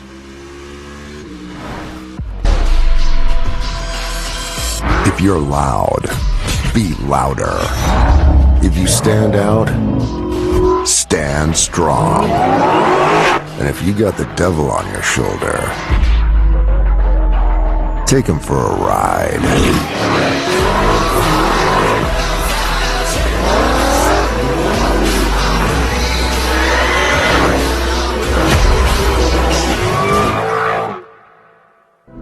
In the future, everything will be powered by renewable energy. But it's not as easy as flipping a switch. It's a long road, requiring decades of time and trillions of dollars. But what if there was a better direction on the path to zero carbon emissions? An energy source that's available right now, that's affordable, plentiful, and environmentally friendly. There is, and it's propane. Get the facts at propane.com/now. At Progressive, if you want to protect the homes and autos of those who bundle, you must become a true master. Water damage, fire damage, wind damage. I'm not getting this metaphor. Protect the home! Ready? No. Are we just cleaning your car? When you can take the ball from my hand, you'll be ready. You were always ready. Then why'd I do that whole training? That was mostly for me. Confidence booster. Verizon Frontline is built for those we all rely on. Built to prioritize first responders. Built for extreme conditions. Built for America's most reliable 5G network. Because when seconds count and lives are on the line, the people we rely on need technology they can rely on. Verizon is the #1 network choice in public safety. Verizon Frontline, the advanced network and technology for first responders. Welcome to the most offensive show on television. On one side, you've got a guy who can do this. On the other, a guy who can do this. Bengals, Ravens, tonight on NBC and Peacock. Allmendinger has made up almost a second on Chase Elliott. Elliott with a 3.8 second lead right now over A.J. Allmendinger. You see the gap now between 1 and 2.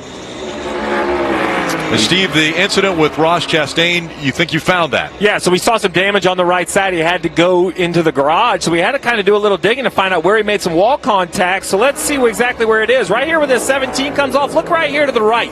You see that tire mark right there on the wall? So, Jeff, we snuck in on the NASCAR onboard camera. Let's ride along with Chastain. You're going to see exactly what happens. Yeah, he just throttles up right here, just uses too much racetrack contact with the end of that wall, and that's where the damage came from. We've seen that before. Drivers hit that multiple times in practice as well as the race. It's just, again, one of the difficult parts of this racetrack. Back out on track. Ross Chastain still 12 points above the cut line. And right now it's a 4-point differential between Chase Briscoe, who is currently into the next round, and a big hit there for Suarez. I think that is a retaliation from the 7 of LaJoie. It seemed like the 99 and the 7 made contact getting into the final chicane, sent the 7 backwards. And that right there, we were on board with the 99, but looking at the nose of the 7, I think there's some damage right here. Let's go back to the first incident. This is coming down into the front stretch chicane. Corey's trying to get around the 99 here. They make contact. That spins Corey over here. I thought for sure this was a caution, NASCAR, but the 7 gets going. Here's another look at that. Yeah, Suarez just drives across the racetrack into the left rear quarter panel of the 7 car. Corey's like, hey man, what was that for? So when he got the opportunity to pay it back quickly, he did. Kim. Not sure what the issue is with the 5. Looking at them on pit road, we'll check in with the team. They are bringing out supplies. So again, Kyle Larson, unfortunate circumstances, right rear toe link is what we're hearing, got knocked out. So not sure where that contact came from. We talked about this at the top of the show. There doesn't even have to be wall contact. While there are walls everywhere, these curbs will destroy a race car. Drivers, Jeff, we talked about it. Help me out, man. 109 laps is a lot of laps at a road course. This issue for the 5 car is going to be stressful. Plus 16 currently, but dropping as he drops. Look, now plus 15. There's a couple more spots, and there are about another 6 or 7 spots that are available that are 1 lap down.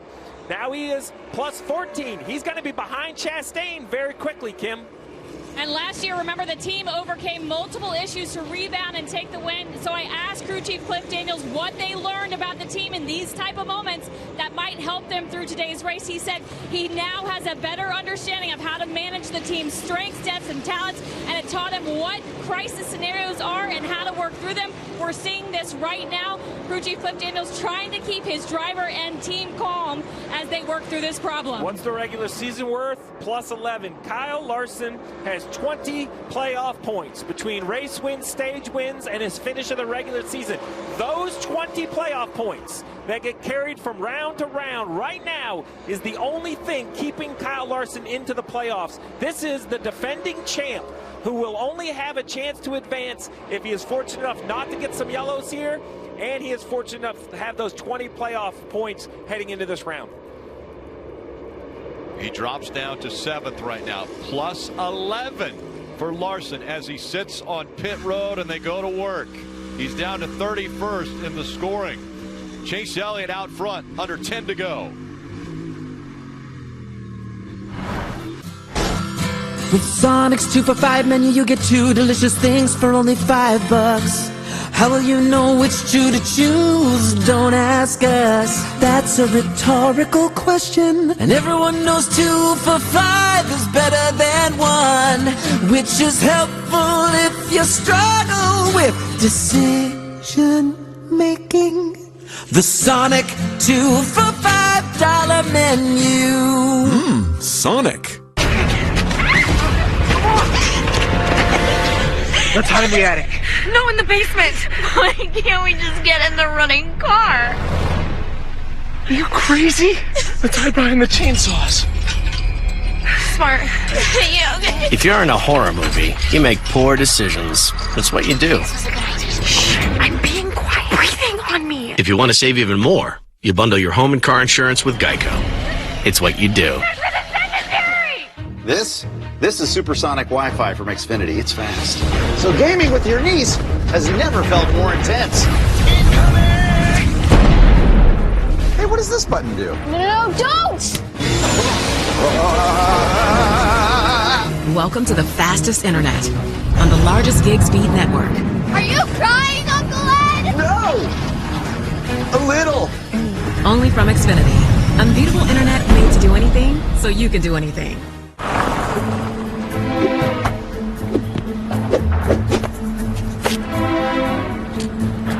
Hey, guys!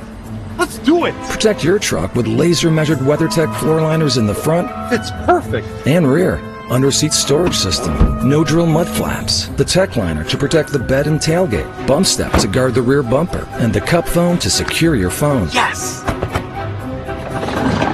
guys. Order your American-made products at WeatherTech.com. Tomorrow, it's a can't-miss morning on Today.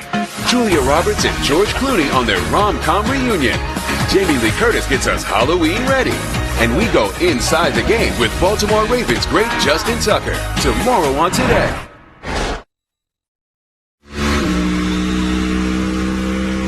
NASCAR Cup Series playoffs on NBC. The Bank of America Roval 400 now under 8 laps remaining with Chase Elliott out in front. A.J. Allmendinger 4 seconds back, running in the second spot. 47 green flag laps. That is the longest green flag stretch in 5 races that have been run here at the Charlotte Roval. They continue to work on the 5 of Kyle Larson. He has fallen to 33rd now, and that means only 9 points above the cut line. Well, and there's 4 more points that can be lost by Kyle Larson if you watch how this can play out. Now, I don't believe the 99 is going to be able to gain any points, which is the first car below the cut line.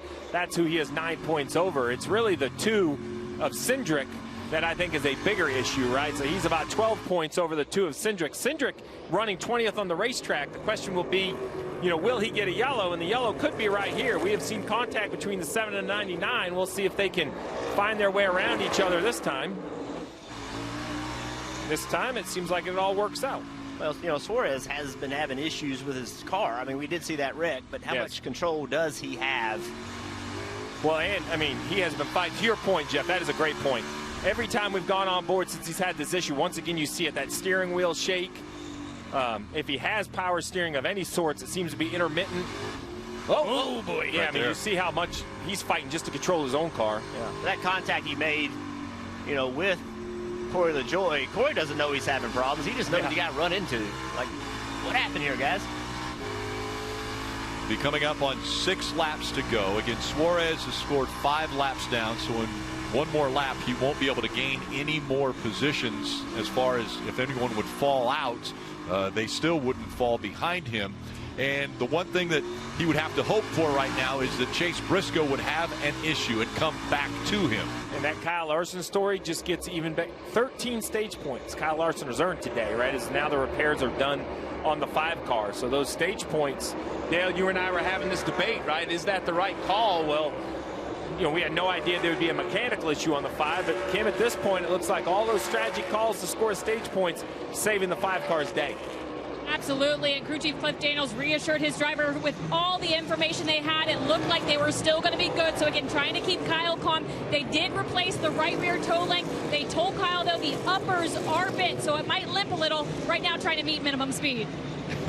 Limp a little. If we go back to, I think it was the first Roval here, he limped around this racetrack, literally banging off the wall to get into the playoffs and advance the playoffs. That was an amazing race. Yeah, that wasn't even a limp. That was like an army crawl. Yeah. Oh, we got a piece of the wall. One of those signs that's on the racetrack. This may force NASCAR to throw a caution here. It's out of the racing line, and normally if it's out of the line, they wouldn't throw the caution, but this is a possibility. It's out of the line single file, but it's a right-hand corner. If you get 2x2, the outside car is going to be forced to run that over. There it is. Caution has come out. There will be a restart. Well, first, who comes and gets tires? I mean, we just saw this is the longest green flag run in Roval history at nearly 50 laps. Chase Elliott had a 4-second lead on A.J. Allmendinger. I don't know if the leaders are going to pit, but the entire playoff picture, everything we talked about with Briscoe and Larson and Suarez and Cindric is now totally up in the air, because not only could you make the right pit call, that could be even staying on the racetrack while others pit. Then you have to figure out the restart. Everything can get put into a blender right here over the last few miles of this race. Again, Suarez is 5 laps down. Larson also 5 laps down. So they are in 36th and 35th respectively as far as gaining points based on positions. So in my mind, there's one car that this really, really, really affects, and that's the 2 of Austin Cindric. So if you look at your points, right?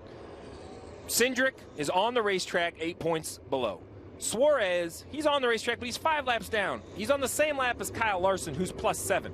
It's Briscoe and Cindric. That is the story. Cindric at 20th and Briscoe in 13th. They're the ones that could gain or lose the most points here. Larson and Suarez, they're trapped, really. They're 5 laps down. So, you know, Briscoe can't give up 5, and Cindric needs to find 8, you know, on Briscoe or 10 on Larson, which is possible. He's running in the 20th position. There are absolutely 10 points available.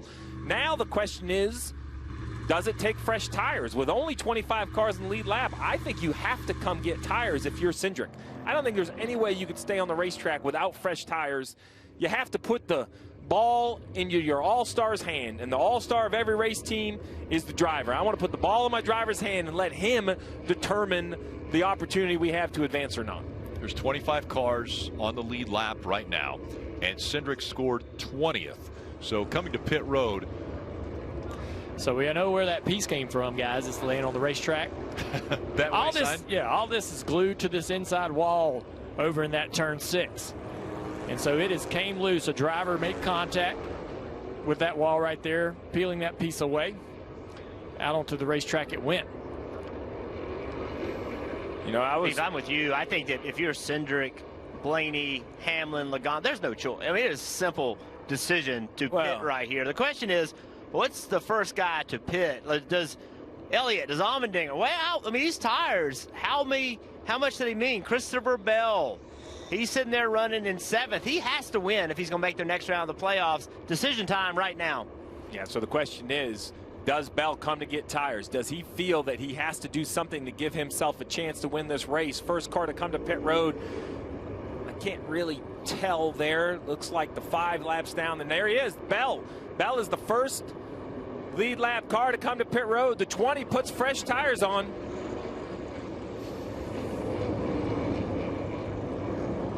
And you see right there the 20 getting fresh tires. They needed to do something different. They didn't have the pace to win. Also, they were very close on fuel, so needed more in case we get a green and white checker, Dave. Denny Hamlin was told, can't imagine a scenario where we finish on the lead lap and we don't go through, so come to get the fresh tires. Denny Hamlin on pit road. The final restart maybe coming up, because there is such a thing in NASCAR as overtime here at the Charlotte Roval. Differing strategies. Austin Cindric stayed out on the racetrack for track position. Can he hang on to it? And can he get into the next round of the playoffs? By not coming to pit road, Briscoe and Cindric now above the cut line, Larson below it. 3 laps to go, freshest tires up front. Christopher Bell, can he get up there and win his way into the next round? Green flags back in the air. A lot of contact into turn 1. They're wrecking. The 34's in the wall as well. 48s. Will they be able to keep going? Harrison Burton in the 21. He's turned around as well. They keep banging on the side. It's the 16 of Allmendinger in front now. He's sideways. Harvick's in the side of AJ off of the track. Harvick in the lead. Kevin Harvick takes the lead away. Now running second, the 9 of Chase Elliott. And around goes the 9. Elliott sliding through the grass. All right, forward. Back up front, the 20 of Christopher Bell is all the way up to 4th place, guys, and he's going for 3rd. Kevin Harvick, slow, coming on to the big oval. And here comes Bell. Bell all the way up to 2nd now as he's battling with Allmendinger. Christopher Bell pushing the 16 up over the humps. And now, congestion again. Problems in that trilogy chicane. The 14 is backwards. We're on board with him. The points are going to completely move around as the field gets reset. And remember, if Bell wins, it's automatic advancement. It moves the entire cut line. He's in 3rd with 2 to go. 2 to go. Bell running 3rd. Reddick is 2nd. And everybody fighting for positions, including that 2 of Cindric. Here comes Bell trying to close in on Reddick in 2nd place. He's right on the back bumper of that 8 car headed to turn 5. And we've seen cars struggle through 5 and 6 today. There's Cindric. Everybody's trying to attack him on those over tires. Bell to the inside of the 8 car. He takes second place. Bell going after the leader. Now, no cars between Christopher Bell and the freshest tires, and Kevin Harvick leading the race. Cautions come out. There'll be a restart. Ty Dillon spun out here. Full course. Oh, the curb. You got a piece of the curb right here. That's down in this back chicane. And now, I think that caution was actually a benefit to Christopher Bell. Yes. Now he is right there with Kevin Harvick. Much fresher tires. Pitted from 7th, restarted 12th, now in 2nd with better tires. Listen, that was a break, a huge break for Christopher Bell, but everybody else, think about it. Kyle Larson, 7 to the good. The 2-car Cindric, 5 to the good. The 99, 5 down. None of those guys want to see Christopher Bell win this race. Yeah, and Larson can't really move, right? He's 5 laps down, so it's not really up to him. It's really, can Cindric find a couple spots worth of points? And if Christopher Bell wins, Cindric is going to have to. Out. Well, he has to find 2 points to beat Larson. Yes, that's true. true. He's 2 points behind Larson. Right now, what Cindric needs to think about is find 2 positions. Do not allow your playoff future to be determined by the 20 winning the race. You need to assume he's going to win the race. If you're on top of this 2-car box right now, you're telling him you must find 2 points. You see a right front flat on the 19 of Truex. Back to that yellow, you had mentioned the 42. That curbing is a very heavy piece of steel that had come off sitting in the middle of that chicane. I don't think there was any safe way to have cars go through there at speed. I think that's a required yellow. Good eyes by NASCAR to throw it out. Look at this restart. This was chaos. The 2-car in the 16. Yeah, the 2 pushes the 48 into the 34. Bounces off the wall, bounces off the 2. Goodness. All kinds of contact. The 21 spun out down there. And this continued. Like, all of that chaos continued for the entire full lap. Look at Briscoe on the bottom. A really aggressive move, making a 3 wide on the bottom. That worked out well for him. Just 34 pounds. Wow, that is a hard shot at a 34. Yeah, he come off the wall and cleaned the side off a few cars in anger. Then Chase gets sent here over in turn 6. Lights him up. Chase ends up coming down pit road after he gets the car going. But the 8 dives to the inside right here, makes contact. Chase is like, man, there's no way you're making that turn. There's no way somebody's turning underneath me. It's a bit of a dive bomb move because the 8's going to be on the outside going into the next corner. It's a low percentage pass. So he'll have some frustrations and I'm sure some words with Reddick about where he was going, what he was thinking. And here's what happens. Look at the 14. He just kind of gets sent. Everybody running over each other down here, and that's where the curb comes loose. Steve mentions that curb being a heavy piece of steel laying out in the middle of the racetrack. This contact. Harvick got into the 16. Allmendinger had gotten in front of the 9 for the lead. So that right was there. There's the move where those 2 made contact. Yeah, that was 1 lap. Yeah. And all of that contact all the way around the track, and it ended up being the Trilogy chicane where one of the humps came free, and so onto the racetrack caution comes out. And we know that Allmendinger remembers that 4-car getting in the back of him over there in turn 3, turn 4. So a lot of guys a little ticked off. This red flag, hopefully Harvick's thinking might calm Allmendinger down a little bit sitting there. Well, you see at the top it says overtime. I bring that up because there was some conversation about fuel. That's why A.J. Allmendinger came at lap 75. So Harvick at 73, Reddick at 73, Allmendinger 75. You see the numbers down there. Cindric, working on those points at 73. Does he have enough fuel to run these extra laps? We'll have to just wait and see. 35 laps currently, and we're going to see at least 1 more pace lap before we see 1 to go. And we know Cindric is going to have to be very aggressive if he wants to gain any points on the 5 of Kyle Larson. Let's listen into their radio. So right now the 20 is second. So if he wins, we've got to get to 11th.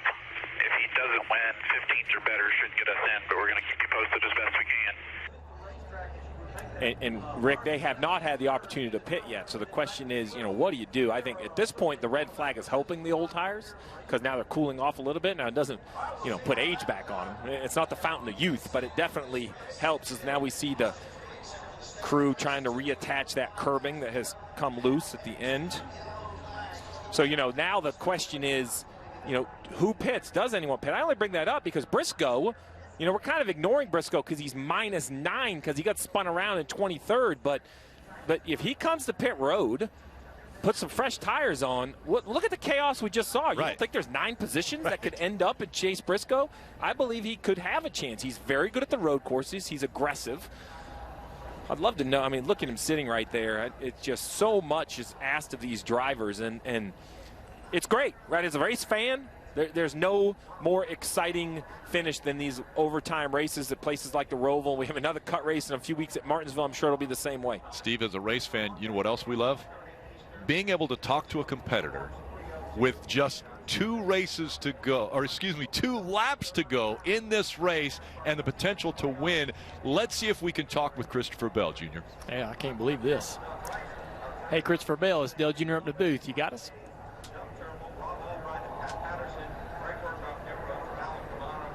Christopher Bell, it's Dale Jr. in the NBC booth. You got us, buddy? He's on our channel 2. There you have it. Let's see. We'll switch over. They can't hide from Junior. He's going to find his way to channel 2. I know it. Here we go. Hey, Christopher Bell, it's Dale Jr. in the NBC booth. You got us? I got you. Man, I cannot believe you were letting us talk to you right now, considering what's about to happen and what you've got to go out there and accomplish. But with those new tires, the position you're in, you got to feel pretty good about these final few laps. Yeah, I couldn't ask for much more. So I was a little disappointed when the yellow came out. I thought I was going to be able to run him down pretty easily, but I guess now I'll just have to restart beside him and, just got to stay calm and hit my marks. Yeah, that's going to be tough. You're going to have a lot of guys behind you pushing really hard, but where on this racetrack, I guess, you want to get through turn 1, obviously, with no issues, but where on this racetrack is the best opportunity for you to make that pass? Yeah, well, with me having fresher tires, it seems like turn 8 and maybe that 6-7 transition. It seems like the newer tires has a big advantage right there in that section. So 6, 7, 8 seems like the best part. Well, man, we can't wait for the race to get restarted. We know you're going to go out there and try to make it happen. Appreciate you talking to us. So think about what is about to happen or what potentially could happen for Christopher Bell here. You see on the bottom left of your screen, he was 28 points down right now. So he was below the cut line. He could join the likes of Brad Keselowski, Kevin Harvick, Denny Hamlin, Chase Elliott, all drivers who have had to win a race to advance, and right now he's in that position, Steve. Think about that access, right? I mean, we're at the 2-minute warning at the football game in the playoffs, and the quarterback ran over and talked to the sideline reporter. I mean, it doesn't happen in any other sport. It's unbelievable that Christopher Bell not only took the time, but then, to be quite honest, he sounded like he was sitting up here next to us. I mean, unbelievable, his control of the emotion and the moment he's in. I think it's important to know that he approves that communication, right? They reach out to him and say, is it okay? Were you willing to discuss this with us? And he was, and that says a lot about his character. And like you say, Steve, in a moment where he's going to try to go out here and do something that's going to give him the opportunity to race for a championship, he's willing to sit down and talk to us. I was surprised to hear him say, I didn't want that caution. I mean, I thought, I mean, I'm like, wow. I mean, you're going to be able to start side by side. I think what he's thinking, though, Junior, is that he felt like he could catch him and get by Harvick and not have to deal with all the chaos coming from behind into turn 1. So that's what he was thinking, is he thought he could get to him, but we just didn't know. I didn't know it was that clear that he felt he could. Safety vehicles have just come out of the Trilogy chicane, so they've finished the work there. They're cleaning off other parts of the track. While they're doing that, let's check in with Marty. Rick, you just feel gutted for Chase Briscoe, who had done everything he needed to do today barely above the cut line for much of the race. And now, after being spun by, they think, Austin Dillon, he is now 9 below the cut line. Johnny Klossmeyer actually wanted him to come to pit road this last time before the red flag came out. That message never got to Chase, so they missed the window to come to pit road. Here is what happened on the racetrack, and yes, indeed, it was Austin Dillon who spun Chase Elliott. Right there's the contact. Also, Kyle Busch a part of that as well. But Briscoe went from at that moment above the cut line to below the cut line. But they're going to come in, put on fresh tires when the caution or the red flag is lifted. Those fresh tires mean a lot. They, in their mind, think if they finish 18th, they should be able to advance. But right now, -9 below the cut line. I think Briscoe's absolutely still in this. I mean, the car, I'm going to say one piece, really one piece for the Roval. Looks pretty good, right? He's going to come to pit road. I think other cars are going to have to come to pit road. I'm a little concerned about Austin Cindric's fuel situation, sitting 13th, pitting at lap 73. 2 laps here, you know, let's call it 5 miles. 34 corners, a lot of opportunity. You see everybody's fuel situation there on the scoring pylon. Harvick very close, Reddick, and you see Cindric down there in 13th, also very close to fumes as well. So I don't count Briscoe out of this at all. Even with a Bell win, I believe that Briscoe could get enough points that pass Larson. You know, on top of that, Cindric has, you know, he pitted lap 73. The guys around him 105. So why is he short on fuel? Because he has old tires on. That is a major disadvantage. The real question is, you know, it's not just Bell on new tires. To your point about not wanting a yellow, I think your analysis was exactly right, Jeff. He doesn't want any part of this chaos because he thought he could just beat him on speed. You got Kyle Busch, Buescher, Custer. How about Custer having a great day back there in 8th and on some fresh tires? I'm not sure he's done getting spots as well. I mean, you saw what that last restart looked like. We didn't know which wreck or which, you know, bumper contact we should be covering because there was about 50 in one set of corners. Let's go to the Peacock pit box, check in with our Hall of Famer Dale Jarrett and Kyle Petty. All right, guys. We saw stage 1 and stage 2 go caution-free. Stage 3, and we're into overtime. Will you guys predict another caution before we see the checkers? I think there's going to be a lot of action and a lot of carnage. It's just a matter if they throw the caution, if it warrants that. But what a great call by Adam Stevens. Great call. To bring Christopher Bell there, knowing that they had a good race car, but it wasn't going to be a winning car, but to come get 4 tires, be the first car to do that, and now give his driver that chance. The strategy in this race is just mind-blowing. The way they worked the first stage, the way they worked the second stage, and then we're down to the last 8 or 10 laps, and there's still strategy in this thing. And I listen to these guys in the booth, and the only card that I know that's out is Alex Bowman. He's the only guy I know that can't, because everybody else still has a shot if this race plays out and gets wild again. And I'm thinking it is. Oh, there's no doubt about that. It's just a matter of, you know, are we going to get, if we go to more than one, we're certainly going to get into a fuel situation for a number of these other guys up front. So, Stevie, I'll let you handle all of that figuring. Well, first question is, does anyone feel that they missed an opportunity to come get tires and fuel the first time and they want to change their mind? That looked like the 3, perhaps, of Austin Dillon from the 9th position. I thought there'd be some more takers. Somewhere back here, I think there's going to be a change of decisions. Here we go. I'm going to call that Logano, I believe. Here comes Chase Briscoe, as we mentioned. I think this is the best shot for Briscoe to find 9 points, or at least 9 points. Let's put some fresh Goodyear tires on and let the chaos kind of ensue. Marty.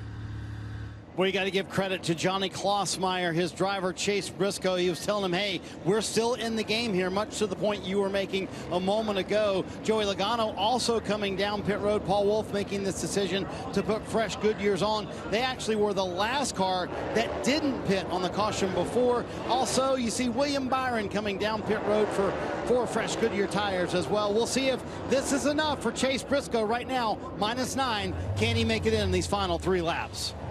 And Steve, guys like Harvick, Reddick, Allmendinger, Haley, all saving fuel right now? Absolutely. All of the cars at the front that have the least amount of fuel on board, the ones you mentioned, it's tough, right? Because you're trying to save fuel and you see them clean up their tires, because while you have to have your engine run, if you have a bunch of stuff on your tires, it's not going to accelerate anyway, as we see a little bit more further repairs on the 22 of Joey Logano at +16. He should be in good shape. Think about this, though. You know, we're sitting up here out of the chaos a little bit, and our timing and scoring is updating instantly on the points. I have sat on one of these pit boxes in these elimination formats, and there's just so much you're trying to figure out. It's really like information overload. You're figuring points. You have your spotter. You have all this information. That looks calm right there, but you see all the wires going into that headset. There are so many people talking to you. You kind of try to process it all and make good decisions, and instantly we see the field doubling up. So we're going to come right around here and get this race underway again. An attempt at overtime. All right, let's listen into the 5 radio of Kyle Larson. The only point left up for grabs that we can control at all in our mess of a world right now is to stay ahead of the 99. We need that 1 point. Yep. You know, I kind of like, I like simple information. That's it. You gave me one goal. Thank you. I don't, glad it wasn't 6 or 8 different things. This mess of a world. So let's go back and talk about, we know Christopher Bell has new tires. Where are new tires an advantage? To me, it's everywhere. It's on the launch. When they drop the green flag, you should have more rear grip, have a good possibility to get to turn 1 with Harvick, and then use those tires to accelerate off of turn 1. What he has to be guarding against, but it's almost nothing you can do about it, is to keep the guy from behind you running into you. Even if you drive in the corner a little bit deeper, use those new tires to get away from Allmendinger. Don't let him get into the back of you, because those new tires will make that car turn. And remember, Kevin Harvick is the control car here. He's the one who determines when they go, when they come into the restart zone. So Christopher Bell on the outside, Kevin Harvick on the inside. First attempt at overtime here at the Charlotte Roval. The elimination race in the round of 12. Back underway.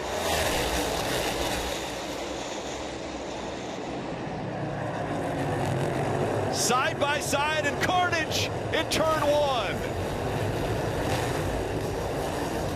6 cars turned around. Can they get going again? Out front is Christopher Bell. He's past the 4 of Harvick. Blaney, one of those cars in turn 1, finally pulling away.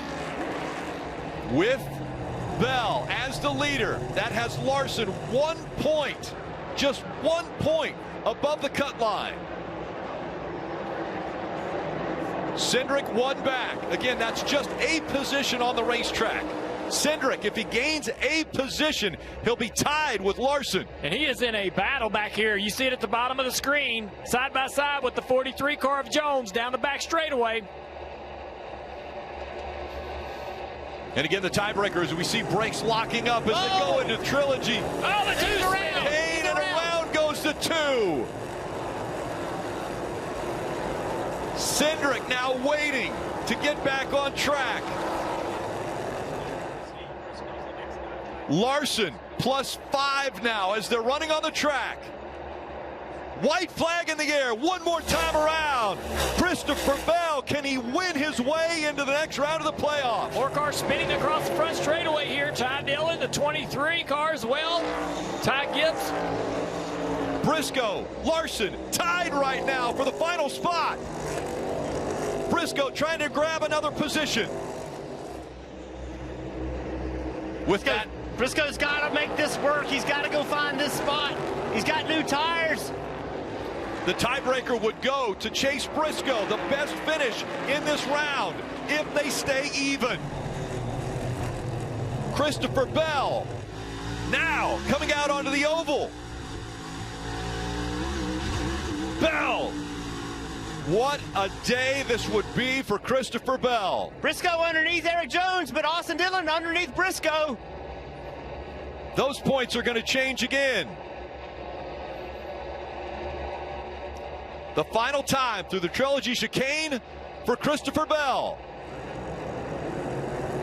Right side, all clear, all clear. Cole Custer throwing a block right there on everybody. Briscoe with a huge drive into the rear chicane. A 2-point advantage for Briscoe. And Christopher Bell, he has done it. He's won his way into the round of 8. The fight for the final transfer spot. Briscoe. He's done it. He's eliminated the reigning champion.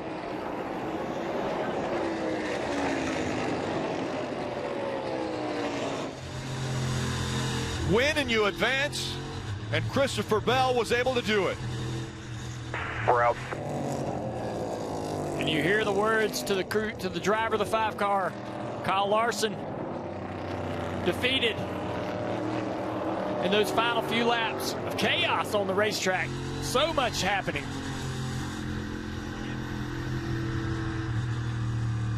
Briscoe, 2 points, 2 positions on the racetrack. We talk about it. We talk about it every time we get to these cutoff races, how 1 point, 2 points, 3 points, they keep you from transferring. The interesting thing about Briscoe is going down the back straightaway in front of the 43 into that braking zone. He's in position to beat, he has a tiebreaker when he's in that position, but yet he sent it. He sent it into that chicane on the back straightaway. Cindric spinning in the chicane on the back stretch. You have Larson, who had the issue, was 5 laps down. Really, he was pinned in a position where he couldn't gain anything. It was out of his control.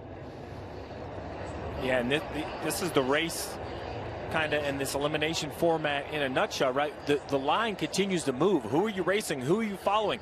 We had no concern for Kyle Larson until he comes down pit road and has to change a toe link, as you mentioned. 5 laps down, then there's really nothing he can do to gain or lose spots at that point. All right, here you go. Chase Briscoe needing a spot. Look at everybody checking up. Teammates slowing way down right there. Briscoe sent it in there to pick the spot up. That was 2 positions. Here we go. Great shot right here. I think Briscoe was committed to overrunning this braking zone, but I believe Cole Custer was doing some work as well to try to help out his teammate, throwing a little block there on that back straightaway, trying to get out of the way. He ends up getting himself spun over here on the front straightaway before making the, making the checkered flag. Cole Custer does. Well, the checkered flag moment here brought to you by Advanced Auto Parts. What a day for Christopher Bell. He entered 33 points below the cutoff line. Knew a win was the only way he was going to advance into the next round of the playoffs, and he did just that.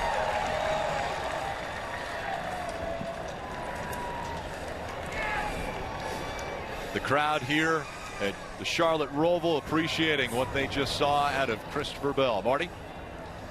How about that, Charlotte race fans? Christopher Bell told his team, we live on.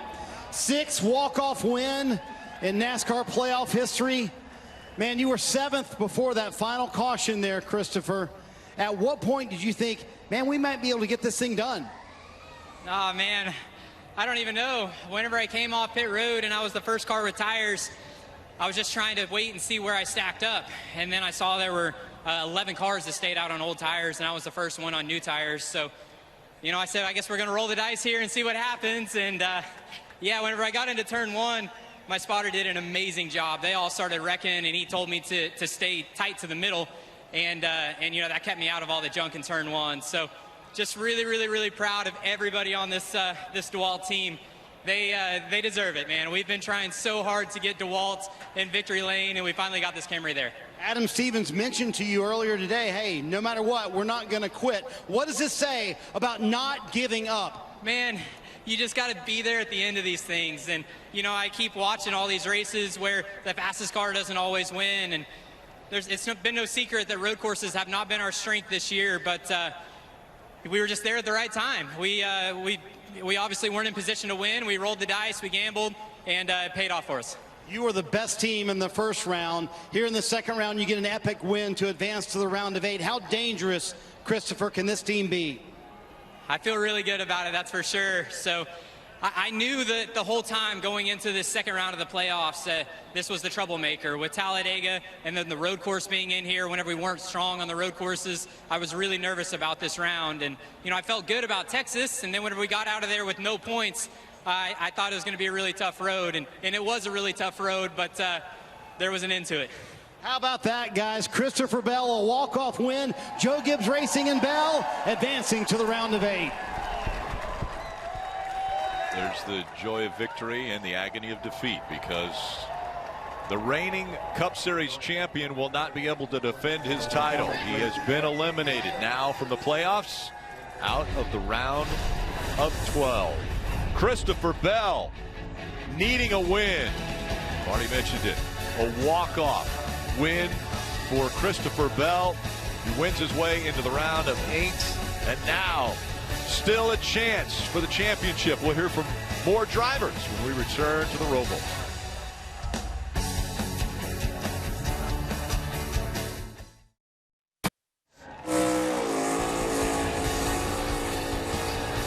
The burnout taking place now for Christopher Bell.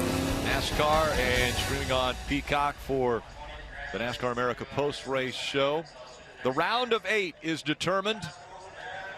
Christopher Bell wins his way into that round of 8. Chase Elliott has the most playoff points entering at 46, so he is at the top of the list here. Logano, Chastain, and Bell, as you see there, will be above the cut line. We start the next round, which has 3 races: Las Vegas, Miami, and Martinsville. And that will then determine who the championship 4 will end up being. And what a day at the bottom of that list. Chase Briscoe advances. He's standing by with Dave.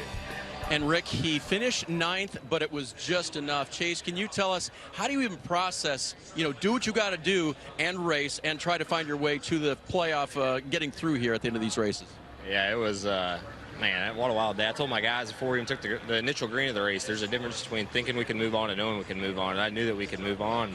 This team just never gives up. I told them I was never going to give up, and it took every bit of it there at the end, to be easily in. Then that debris caution comes out, and, still I thought we had a really good shot at making it in, and get wrecked on the backstretch, and just crazy at the end of these races, especially the road course race, just how much can change so quickly. So, yeah, I had no idea we were even going to have a shot. I mean, truthfully, I was kind of knew that we were probably out, and I saw the 2 wreck, and I was like, oh, well, maybe there's still a chance. And we had so much fresher tires than everybody. Johnny pumped them way up to qualifying pressures and just let me go attack and kind of have the ball in my hands. So, yeah, just super proud of this race team. Pretty cool day for Performance Racing School. They're based right here at the Charlotte Motor Speedway at the Roval. So got a lot of laps around this place in those cars. And, yeah, just a really cool day. And looking forward to the round of 8. It's a lot of really, really good racetracks for me. And if we can get to Phoenix, we know we got a good car there, too. So, yeah, just overall awesome day. Proud of my team. And, yeah, just move on. And I'm thinking this road course thing for a kid that started out on the sprint cars and a dirt track, not bad attainment for you on this type.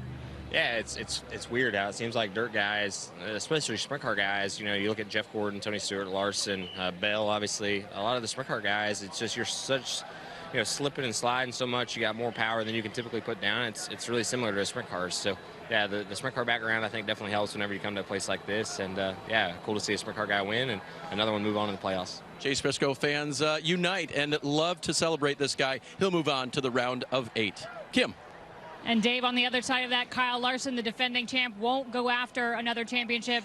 Misses the next round by 2 points. 5 laps down after a broken toe link. You guys got it fixed, though. And at that point, crew chief Cliff Daniels had said, by the information I have, we're good. That's before the chaos ensued. At what point were you worried? As soon as I hit the wall. So, yeah, just... Yeah, I mean, it's just you give up that many spots, you know that you're going to be close, and then the caution there. So, yeah, just I just made way too many mistakes all year long, and made another one today, and ultimately cost us a opportunity to go chase another championship. So, just extremely mad at myself, and you let the team down a number of times this year, and let them down in a big way today. So we'll keep fighting. We'll come back stronger, and I'll definitely come back stronger and smarter. Make better moves out there, and just mad at myself. So bummer, but just got to move on.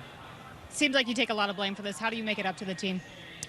Yeah, just go race hard. There's definitely no other person to blame but myself for today. So I feel like our team put ourselves in position as well as we could on points today, and got as many stage points as we could. It was, I think, plus 27 or 8 at the time when I screwed up. So just for no reason either. I wasn't even pushing that hard at that moment, and got loose and caught me off guard. So just yeah, I just got to keep working on my craft, just be better and make a lot less mistakes. You know, like I said, I made way too many mistakes this whole year, and you can't win a championship like that. So, yeah, no surprise that I made another mistake today and took us out of contention. The dejection coming from the former champion, and that is another champion now eliminated. So Kyle Busch, Kevin Harvick, and now Kyle Larson, all eliminated from the playoffs. There's only 2 former champions still in the field, and we see those in Chase Elliott and Joey Logano. They will be fighting for another title. Yeah, unfortunate Alex Bowman wasn't able to continue in the 48 behind the wheel, right, out for the last 2 races, so he was eliminated. And I really think one driver came in a must-win situation, and he got the walk-off win with Christopher Bell. That momentum is real, and he's going to be fun to watch. Chase Elliott was just efficient. I think Kyle Larson said it the best. He's had good pace this year, just mistakes. And in these 3-race seasons, mistakes are just so hard to overcome. But for what was a pretty benign first 2 stages about strategy and stage points, turned into mechanical woes for guys that get in the fence and made mistake. And then those last couple restarts, drivers, you know, you could rewatch them 100 times and continue to see new moves that made a difference in today's results. There's clearly some frustration here. These two made contact. You know, trying to explain to Corey, hey man, I didn't have power steering. But you know, back to the incredible race. You know, Kyle Larson very honest. Too many mistakes this year. That drive by Christopher Bell, I believe that team, you know, they're dangerous. They are a team that can win this championship. I want to go back and talk about Austin Cindric. Austin Cindric did a great job this year as a rookie, and obviously Daniel Suarez, you know, upset with, you know, what this contact was, but also nothing he could have done in regard to the power steering. Such heartbreak for Daniel, because I think he was on a clear path to be able to make it to the next round without that issue with the steering. But Christopher Bell winning, the guy did not have the pace early in the race to win this race. Toyota had only 2 top 5s all season on road courses this year. What an incredible job by them to do what they needed to do. Everybody else took themselves out of the race for one reason or another, whether it be strategy, mistakes, late race restarts that spun people out. But just incredible. The stage breaks and late yellows turned this race upside down, and that guy right there did what it took to win this race. Incredible job by him. Yeah. For more post-race coverage, let's go to the Peacock pit box. And Marty. He hears you. Hi.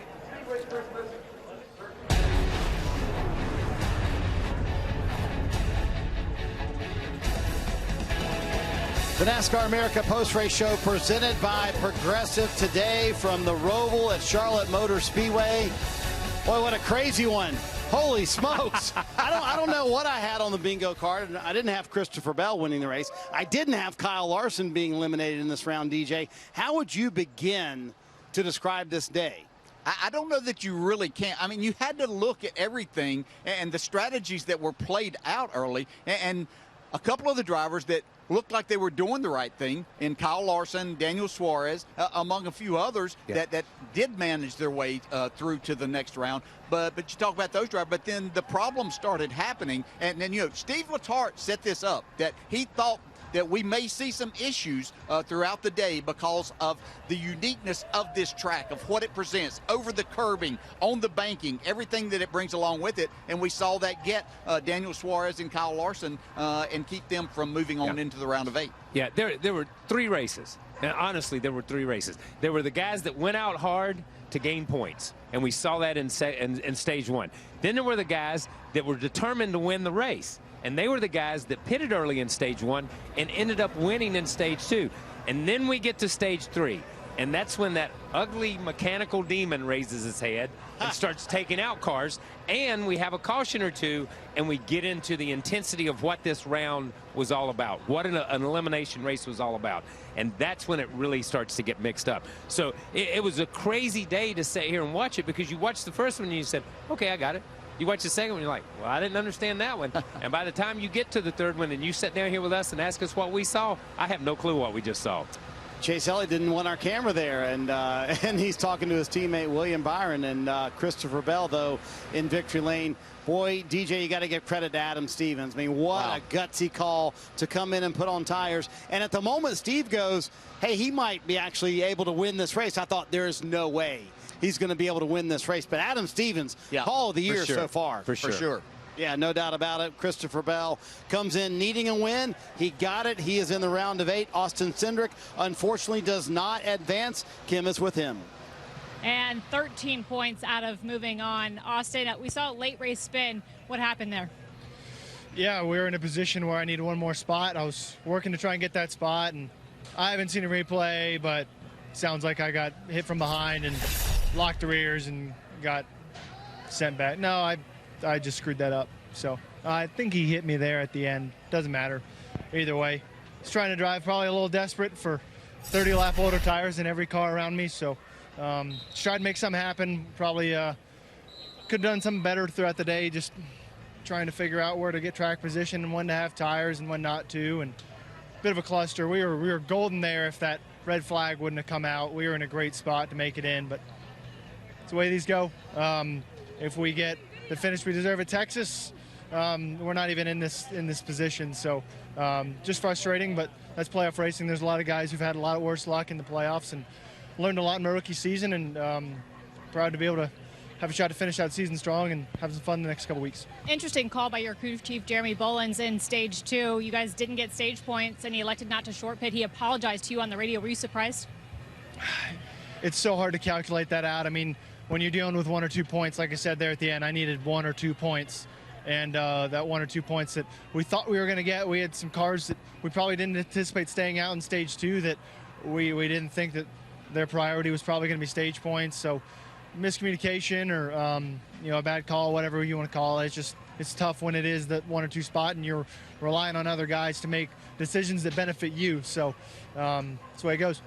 And that really sums up the playoffs, Marty. Lots to balance and juggle if you're a crew chief or a driver looking for a championship. Yeah, good point, Kim. But I also think Austin Cindric can kind of hard on himself there. But anytime, Kyle, you walk away from a season winning the Daytona 500, advancing around the playoffs, it's a good year. He knows about the Daytona 500. It makes a year. It makes a career. It makes a year. But I'm going to say this. He is saying the same thing that Kyle Larson's saying and that Daniel Suarez is saying. If I had those points back in that last race or the race before that, I wouldn't even be in this position. And I think that's what we always have to keep in mind. It's a cutoff race, but you've got 3 shots to put yourself in this position. Yeah, that's usually the case, and I agree with you 100% there. As far as Austin said, great year. A Daytona 500 champion, something you can't ever take away from you. He battled hard, got himself in a position. But you talk about those other races, they were in position. All of these drivers were in a position today doing the things that they needed to do, and they didn't make it happen here at the end. But that's just part of the way these elimination races go. Again, the drivers out here in the round of 12. Alex Bowman, obviously Austin Cindric, Daniel Suarez, and Kyle Larson. Plenty more to come from the Roval today. NASCAR America is brought to you by Progressive, revving up the savings on home and auto insurance. Visit progressive.com.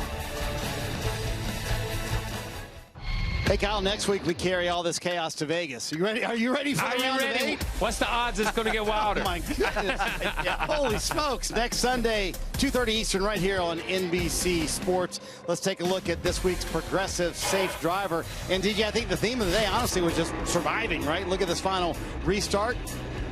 Everybody was pretty safe for a long time, but then all we needed was one late race restart, and things went crazy then. And we saw leaders running and cars running second, everybody getting spun in all of this, and everybody just going for whatever they can. And I think there was just desperation sprinkled throughout the entire field. There were guys in the back that needed 2 positions, guys in the front that didn't even maintain 2 or 3 positions, and everybody just bonsaied it into this first corner, into the chicane, well, into every corner. I don't even know why I'm trying to pick out the 3rd corners.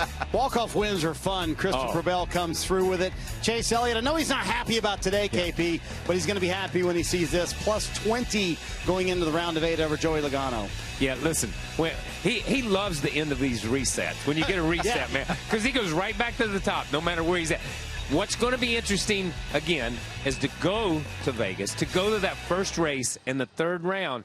and see if he gives back any points, because he did it in the first race of the first round. He did it in the first race of the second round. He's got to maintain to be able to move forward. Yeah, I'm telling you what, you better watch Christopher Bell, who won this race today. I was going to mention that. You better watch him and his teammate Denny Hamlin next weekend. It could come down to a battle between those two to see who's going to be the first one to be a part of the championship four. What a masterful segue, because after the race, Denny Hamlin caught up with Kim. And Denny Hamlin finishes 13th after what was a solid, uneventful day in a good way. It was actually a calm day till the very end. Were you surprised?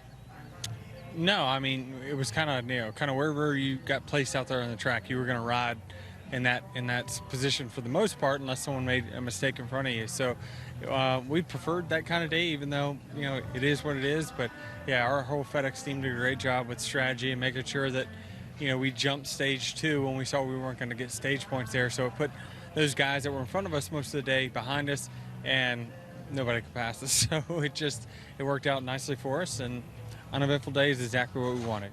I know the next round you think is very strong for this team. Las Vegas, Homestead, Martinsville. Rank those tracks best to worst for you. All of them are P1 for me. I like all of them.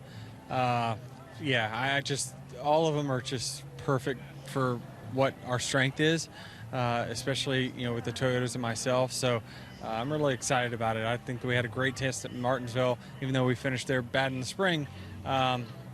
You're going to have to qualify well there, and track position is going to be huge. So we're going to go to work and really excited about our prospects this round. Sounds like we should look for big things out of the 11 team in the round of 8. Yeah, Kim, I think they feel like this round of 8 for Denny Hamlin and his race team may be their best possible round. But DJ made the point a moment ago about his teammate Christopher Bell, and I can make the argument that teams are actually more worried, the other teams in the round of 8, that Bell made it in than Kyle Larson being eliminated. I think they feel like Bell's going to be tougher competition in this next round. Oh, I don't think there's any doubt about it. And he has, for the most part, been the best Toyota in the field, certainly out of Joe Gibbs Racing, for a good part of the season. They've had the most speed, and most of the time they've made the fewer mistakes. So I think certainly he is someone they all have their eye on now. Yeah, for sure. And I'm not so sure is it that they were more concerned about Bell, or they're more concerned about another Toyota being in that round? Because I think this round matches up with a Toyota, with where the Toyotas are. So I think that's it as much as anything else, because he got it done in the first round. On the flip side of that, Kyle Larson was A, very candid, but B, he was really beating himself up, DJ, for what he feels like was a mistake-filled year. Is that a fair